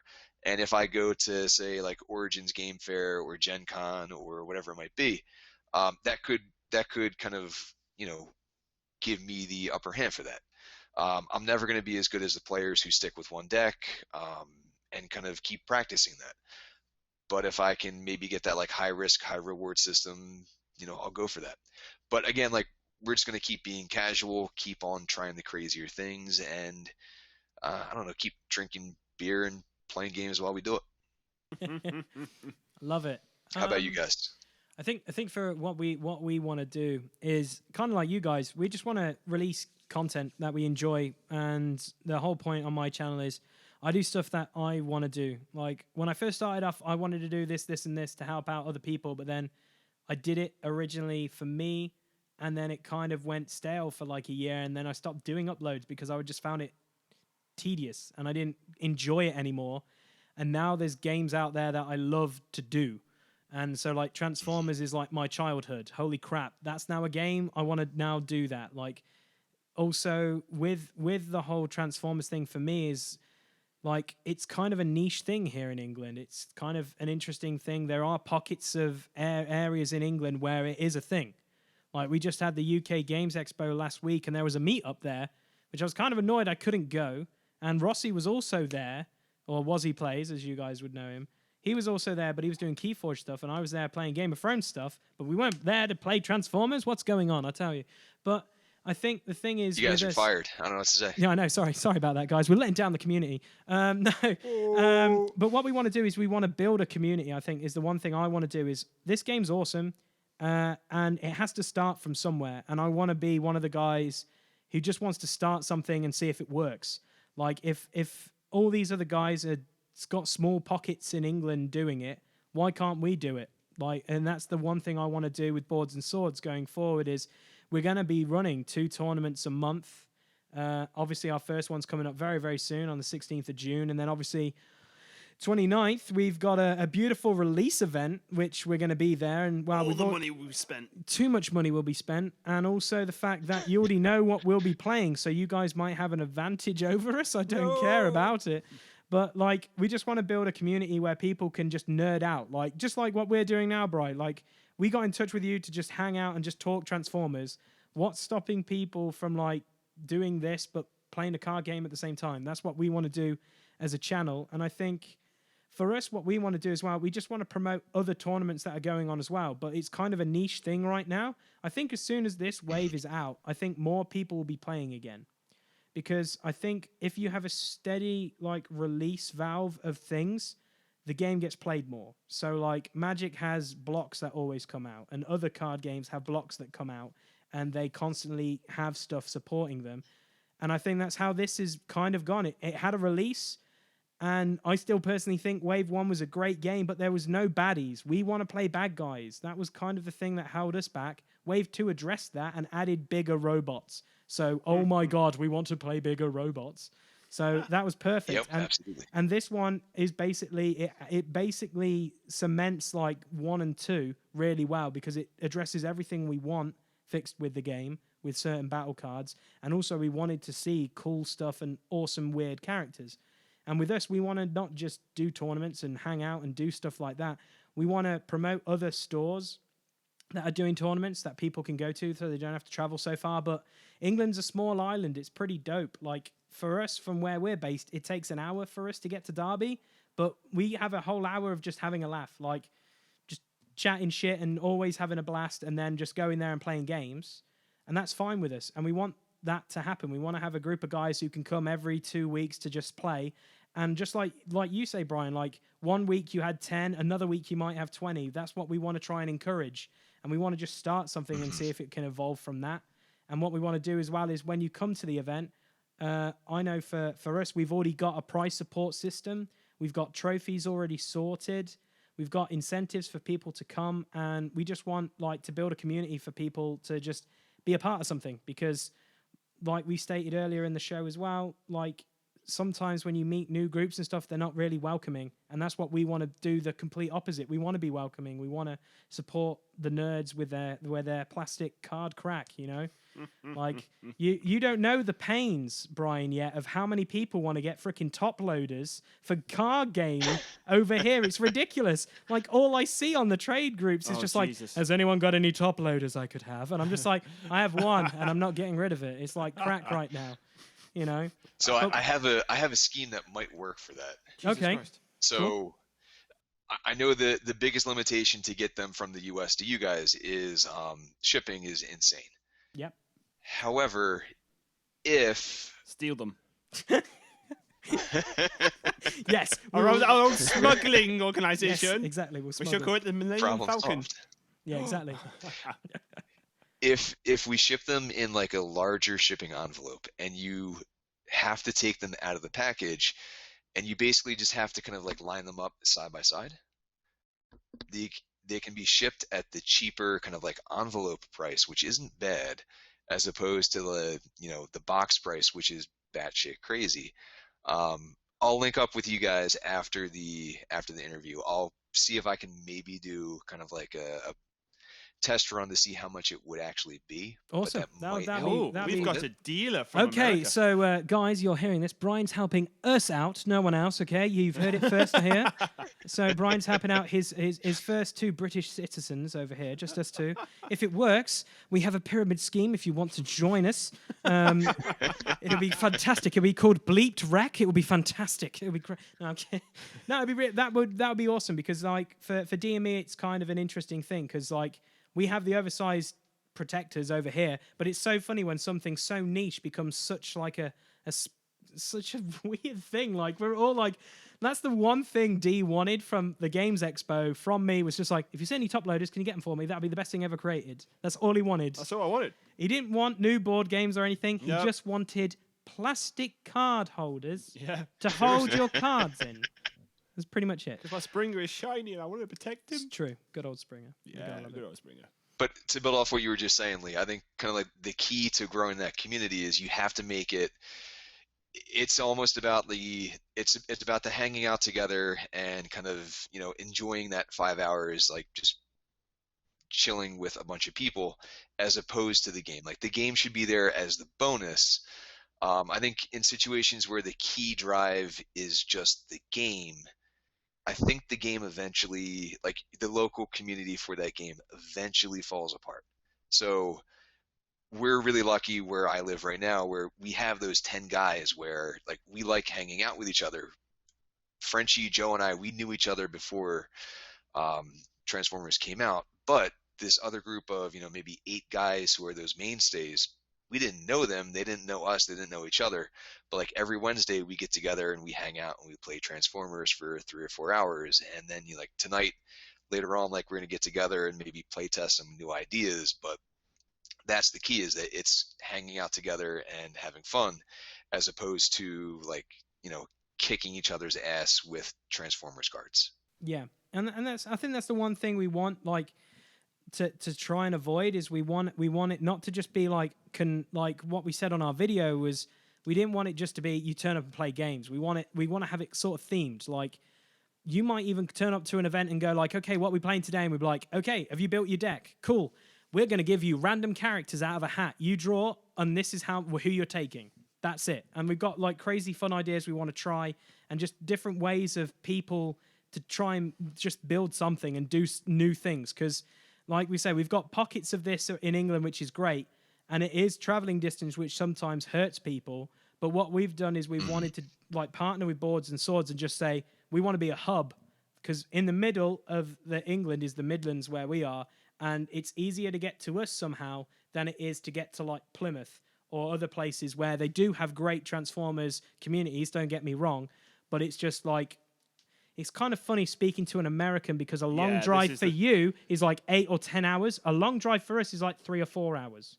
But then again, if we drove 3 or 4 hours, we would either be in another country called Scotland or Wales. That's how amazing our country is compared to yours. The simple fact is, in America, like you're saying, you travel huge massive distances. For us, I should take me 10 minutes to get from work and home. It can take me up to 45 minutes. That's enough to send anyone batshit crazy.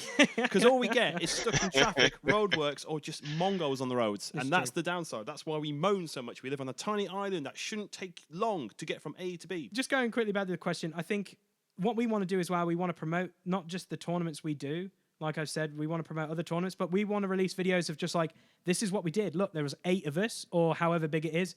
Look what they're playing. Let's see, and film just a little bit of those guys talking and saying, yeah, we did this. Not just to promote our tournaments, but just to promote what we want to do with our events, which basically is come out and hang out and not like what Bryce says. We don't want it just to be about we turn up and play the card game. We want to be nerds. We want to just like hang out and talk about other crap as well. So it's one thing we want to do. Damn straight. It's true. Cool. And I have one last question for you guys here. Okay. This one's from me. All So, like, we've only been doing our thing at Wreck and Rule for less than a year. Okay. You guys have been doing your channel for, like, maybe, what, 5 or 6? Yeah, that's me. 5, 6 years. Yeah. Oh yeah, kick me to the fucking curb. Sorry, D. I was there at the start. Thank you very I'm much. sorry, sir.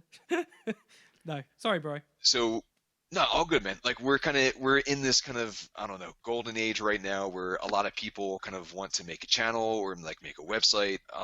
So what advice would you guys have for people who are newer to this type of thing to maybe help them to like get their feet wet, kind of get rolling with this whole content creating type of thing?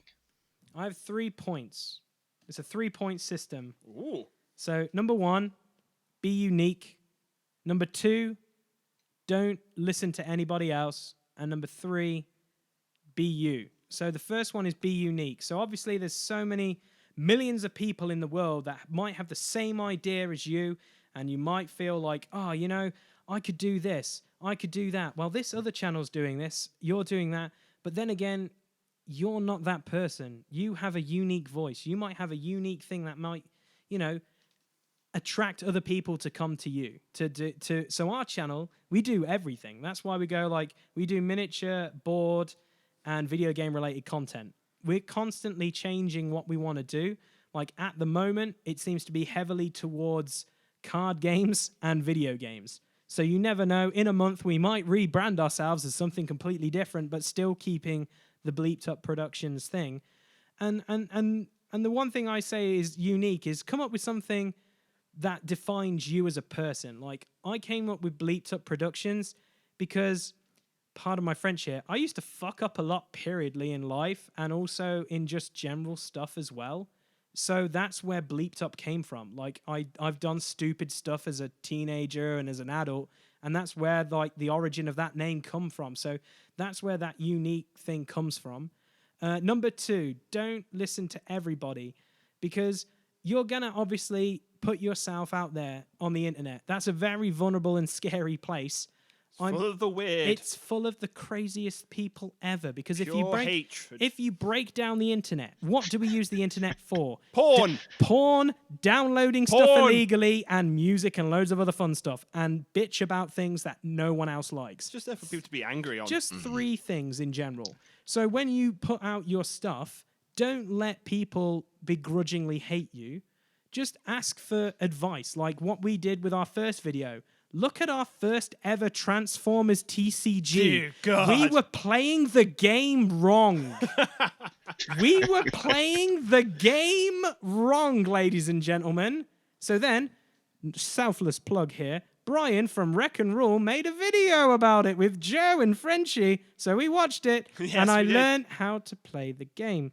So the one thing I would always say is just always ask for advice and don't be afraid to take criticism. Just because people will say, I like your stuff, but this could improve. Or they might say, I like this, but I don't like that person.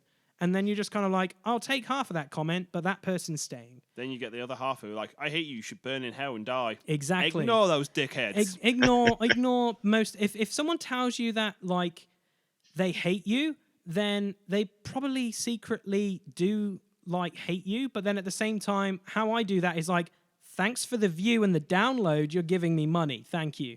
And thank you for that. Jackass. Like, I think my favorite thing that ever came from, like, doing podcasts and also doing this was one person, I can't remember the guy's name. I feel like an absolute tool. He actually came up to me at a convention and thanked me for doing a podcast because it was the highlight of his week, just to hear other people talk about War Machine, because he was the only person in that area that played War Machine and he had to travel like an hour to get to places. And I was like, holy shit, I'm buying you a pint. Let's talk. You need to get out more and let's do this and let's figure this out. Another one was when I was completely drunk at another con. A Belgian couple bought me a McDonald's because they enjoyed my YouTube videos And it was the best thing ever to realize that people from other countries actually recognize you and then just go, I'm going to buy you a Big Mac because you're really drunk and you don't know where your wallet is. It was really cool. That is so true. It was such a mad event that was. But yeah, don't just be kind. That's the best way of describing it. I think Wazzy also puts it out there on the end of his videos. In the comment videos, just be nice. But you'll never see that many nice people. I'm trying to remember. What was my third point? Yeah. Be yourself. Almost a line up to as Prime would say. Yeah, exactly. More than mates they are. No, okay. Just do you. At the end of the day... Not physically. Yeah. I think the one thing I would always say and give creators advice about is if you have an idea, you run with it and you just do it how you want to do it. Don't fall in line because YouTube says you have to say this, and this. You do you. Like, the funniest thing is when I get private messages, Brian, is when they say, you do really good Transformers content. You should get more views. I'm like, yeah, but I want to grow it organically. I don't want to like shove it in everyone's face and say, hey, read my stuff, do this, because other people are out there as well. And that's why kind of coming back round to like why we're doing this video is we wanted to collaborate with other channels that do stuff because this is our passion. This is honestly what we want to do. Like, at the end of the day, we could easily be doing other things on a Friday night here in England, but we wanted to spend some time with another content creator and just talk about our nerds and our inner nerdism, shall we say, about Transformers. Like, you do what you want to do and what makes you happy. And don't be afraid to be unique because at the end of the day, you're putting yourself out there on the internet. Like, the most informative videos I've seen with like millions of subscribers and they haven't addressed a subject, and then a guy who's only got 10 subscribers has done something way better than that person with like millions of subscribers, is much more grateful than just like, well, I did this, I've got production values and stuff like that. But that's why one thing I've said about my channel is people like, you should do more and more content. I'm like, I would rather have quality over quantity is the best way I described it. Because I would love to pump out content all the time, but the realistic... You have a life. Yeah, I have a life, but also the fact is we are on a niche thing. We're not vlogging. We're not, doing stuff that people would do every single day. We're doing a specific thing that is targeted at a specific audience. It's very hard to do, and it's very, very challenging to actually get into that market where you do get paid to do stuff, because that would be awesome. And I have had that experience, and it's been great. But at the same time, it does drain you of all those stuff. Well, so it becomes a business. It does. And that's the thing. And that's where you want to go. Do you want to be a business or do you do it for fun? I do it for fun because it's my whole idea for my channel was I wanted to have a creative outlay, and I have. And that's what I see it as now. And sure, I've felt sometimes about turning it into a full-time business, but then I felt, well, I'll just be really doing really boring stuff. I'll hit that staleness again, and I don't want to do that. So, yeah. Be you at the end of the day, and don't be afraid to take big risks. That's the one thing I would say. Good question, Brian. Good question. Thanks, Brian. Thank you. Yes. Oh, that was lovely. I just had a mega rant. I felt like Winston Churchill right there. That was fantastic. You do look like him. I feel inspired. Thanks, man. Just do you at the end of the day, because honestly, like, who would have thought like you would just talk about like Transformers on the internet and people would listen? Mad. It's unbelievable. Which is crazy. I mean, I've only gone to one convention for Transformers, but it's nuts when somebody walks up to you. It's similar to what you were saying with War Machine, where like they've watched your videos, they listen to your stuff, and they're looking to you for advice, and it's kind of crazy. It is. It is. And then to build off something that you just said too is, the people who take the time to comment on your videos or to send you a message, like make the time to message them back, to comment back to them, just because again, like they're taking time out of their day where they're doing, they're going to their job, they're spending time with their family, to watch your stuff or to read your article or listen to your podcast. Just that acknowledgement or that appreciation that someone did that can mean a lot. It's true. You wouldn't realize how much like a reach for videos or audio or anything that you do has on people. Like, it's crazy. Like, you might make someone's week or someone's month when you just reply back to a comment saying, hey man, thanks for the comment, much appreciated. You might just completely inspire them to do something different, or like you might have just made their week or cheered them up or anything like that. It's crazy. Because that's when you get really deep into the thing of like, I'm only making videos about stuff, but it's actually affecting other people. Oh my gosh, let's start playing X-Files music. Who else is it affecting? What's going on here? Oh my gosh, you know, that's where the spiral goes down. Listening. Yeah, it's They mad. are always listening. Yeah, but hey, just taking risks. That's the best thing about it. Like honestly, like I love some of the channels that we found on YouTube through this Facebook group. To be quite frank, obviously you guys, the Roll For It guys. There's loads of stuff. Wazzy Plays. Like talking to Ross has been really like a blessing, and also you, Brian, just asking for like how you guys have helped me with certain things like promoting cards and stuff, because I had no freaking clue what to do with that video. I was like, how should I approach this? Because I don't know. I'm sitting on 2 cards where people either love it or like lose their minds, you know. So it's kind of crazy. But I do think I think you've just got to stand up and do you and take a risk. That's it. Done. I don't have any more questions here. Awesome. So should we just like nerd out and talk shit? Well, no. There's one thing I want to say then, because we've waited this long, and I know Joe might probably listen to this or whatever. Brian, we can talk. I guarantee you, because I'm on here, I'm the focus. Joe either won't listen or he will listen. But Okay. He won't tell me that he listened. Okay. Well, Joe, this is for you, mate. I'm just going to trigger you a little bit. Brian, can we talk about some Transformer toys? Yes. Just for 5 minutes. Absolutely. Absolutely. Okay, so what are you looking forward to that's going to be coming out toys-wise for Transformers? I finally got my hands onto Combiner Wars Devastator. Whatever reason, I did not get him when they first put him out.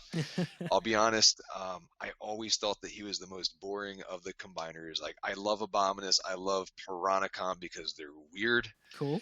Devastator was always just kind of very vanilla, very boring, so I didn't get him. And not only that, but like size-wise, he did not fit with the other combiners. That bothered me a little bit.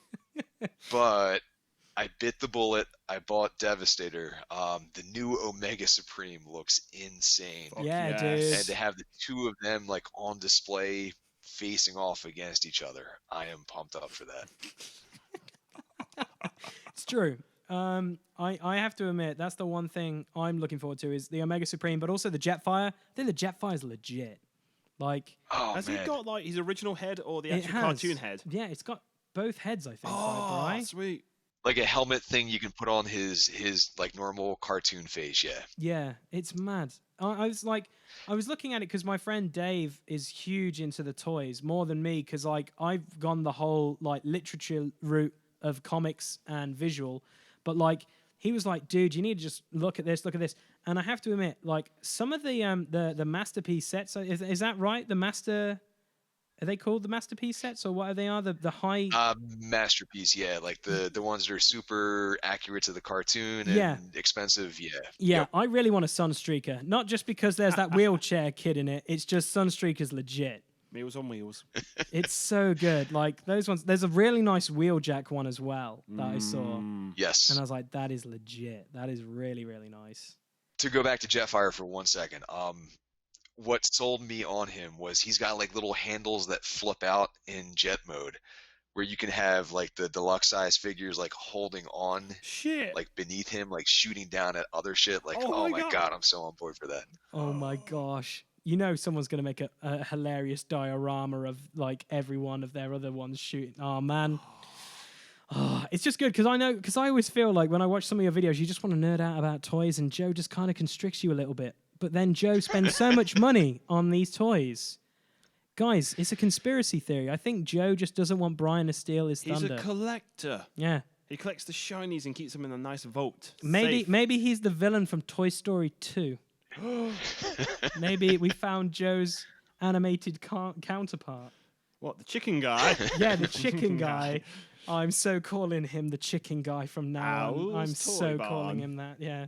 The chicken Oh guy. my god. Completely fair. Yeah, I think. It is. I'm also really pumped up. I think for us in the U.S. is going to be a Walgreens, which is a drugstore Okay. exclusive. Going to be Ratchet. Okay. which What? What? we've- Yeah, so obviously going to be a remold or repaint of Ironhide. Okay. I am we've not had a good ratchet in I think ever. So to have that will be cool. I just love that he's coming out in a drugstore. I find that very, very, very awesome. Good marketing there. That's clever. You know, like it's that. weird. They get exclusive toys for Transformers, for like the Marvel Legends type stuff too. I don't know how, I don't know why. Because you But they need do. cocaine. Yeah, I'm saying that. It's because, well, the funniest thing is in drugstores in England, we don't sell alcohol in drugstores, but in America, you can go in and buy your drugs and also a six-pack. And I'm just like, that's just mad to me because they don't mix. Yet they can somehow. Gotta That's- get high somehow. Yeah, it blows my mind about that. Although, what was the one that I was because Brian mentioned it. Yes, actually, there is. When I was a kid, other than Transformers, there was Ghostbusters that blew my mind. There's a new Optimus Prime coming out that turns into a freaking like. So the Ecto one? No, it's not No. the Ecto one. There's another one, and it's a Mega Prime or whatever it is, and it's Prime that turns into basically it's like so. I want to say. It comes in the black where the Neutron one and the backpack. The box of it is in that, and he comes out into a giant. I think he's an Ecto one, but it isn't the one that I think it is. But like the little car that comes out transforms into a trap as well. Oh. Like I forget. Oh, that's cool. I forget what it is. It's probably coming on the screen now with a slide, and I'm terrible at forgetting the name of it. But it's like. When my friend was like, Lee, you need to get this. And I was like, I've already seen that one. He's like, no, you need to see this one. And I was like, okay, cool. And I was like, oh, God, I need to get it. And then I pre-ordered it. And then I was just like, I clicked pre-order. I was like, yeah, I'm super excited for it. And then I realized how much it would cost me. And then I was like, okay, I'm not buying anything for a month now because of that toy. But I know I've got one, so it's But you coming. sleep peacefully in your bed, clutching it in your arms. Oh, yeah, man. He's going to go next to my Crash Bandicoot toy over there. He's going to wear it around everywhere. It's going to be amazing. It's going to be so good. So I'm looking forward to that toy. Like you touched on it earlier, I really like some of the Siege stuff. Like, I love the Hound. I love the Springer's really cool. God, I need the Springer. The side swipe's really nice, what you said earlier. I completely agree. I really like the side swipe. I'm a big fan of all the minicons. Yeah, the minicons The are one cool. thing I really, really, really like about the Siege range is the plastic explosions and lasers. Yeah. Like, that's just blown my mind because I just like it. Yeah. In fact, you can glue it on them. They are Like, really like- cool to mess around with. Yep. Yeah. Do they have like little magnets or something in them? Because I just see them stuck to everything.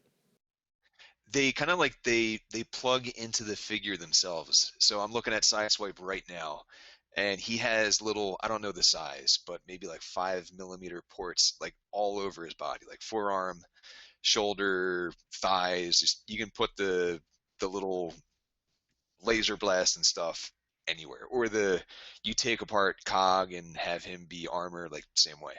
Cool. I really like that. really like that. That's really cool. So if you want to go down like a deep, dark, expensive rabbit hole, It is. It's a black hole of So- just greatness. and it gets worse. Sideswipe is a really cool figure, but his guns are really kind of like dinky and dorky looking. Like you want him to have that massive, like big ass, like missile launcher on his shoulder. Yep. So there are websites and like just people on Facebook groups who 3D print Yeah. like upgrades for the figures. Mhm. And like I'm looking at my Sideswipe now, he's got that big ass rocket launcher. He's got like his G1 looking gun. I'm looking into like Magnus is a little bit like stumpy, a little bit short. There's somebody out there doing kind of like leg extensions to make him a little bit taller. So Oh, wow. I'm also kind of pumped up to customize them a little bit that way too. Cool. Sweet. Yeah, I do love the Ultra Magnus. The Ultra Magnus, my friend Dave bought him around, and I was like, gosh darn it, I haven't bought a toy in a while, but that looks amazing. Like, so He is good. solid, man. Like he is chunky. He's massive. That's what I expect him to be, though. A boy. That's what I'm saying. Massive boy. So, Priceless. Brian, I want to say thank you once more for coming out and hanging out with us. If the guys wanted to get in touch with you via Facebook or anything like with the Wreck and Roll stuff, how can they get in touch with you? How can they do that? So we have our own Facebook page, Wreck and Roll. Search it; it should pop up there. YouTube is also called Wreck and Roll. We have a Twitter, which I forgot.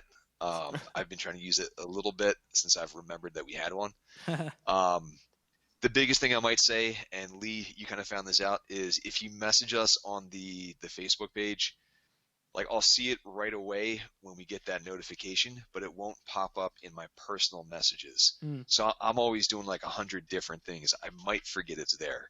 So if you just message me personally instead, if you want to get in contact with me, that's an easier way to do it. Yeah. But I want to thank you guys for having me on, because again, I've never done something like this before. This has been cool to talk to you guys and hang out and nerd out about this. Cool. Fuck yeah. Yeah, it's been pretty awesome because I think this is what we need to do as a community. Like, because obviously it's quite big in America and it's kind of niche at the moment in the UK, but hopefully we'll have that explosion because, well, let's just say you've got Gen Con, you've got, the You packs. have all the cons. You have all the cons where there's cool shit happening for Transformers. Yeah, And over BotCon. here, it's like Mad Max. There's nothing happening. It's a wasteland of depression. It is a wasteland of depression for Transformers. And there you have it, ladies and gentlemen. That is a podcast in the books. Again, thank you very much to Brian and Wreck and Rule for collaborating with us. Go check out their channel, guys, on YouTube. It is fantastic. It is literally as Brian described it. It's beers and pretzels and Transformers. It's so much fun. They do quality content. And yeah, just go over there and show them some love. If you're watching this on YouTube, please leave a like. A like is much appreciated. And check out our content here on Bleeped Up Productions. We do everything for the Transformers TCG at the moment. We've done unboxings, we've done battle reports, and we have done one deck review.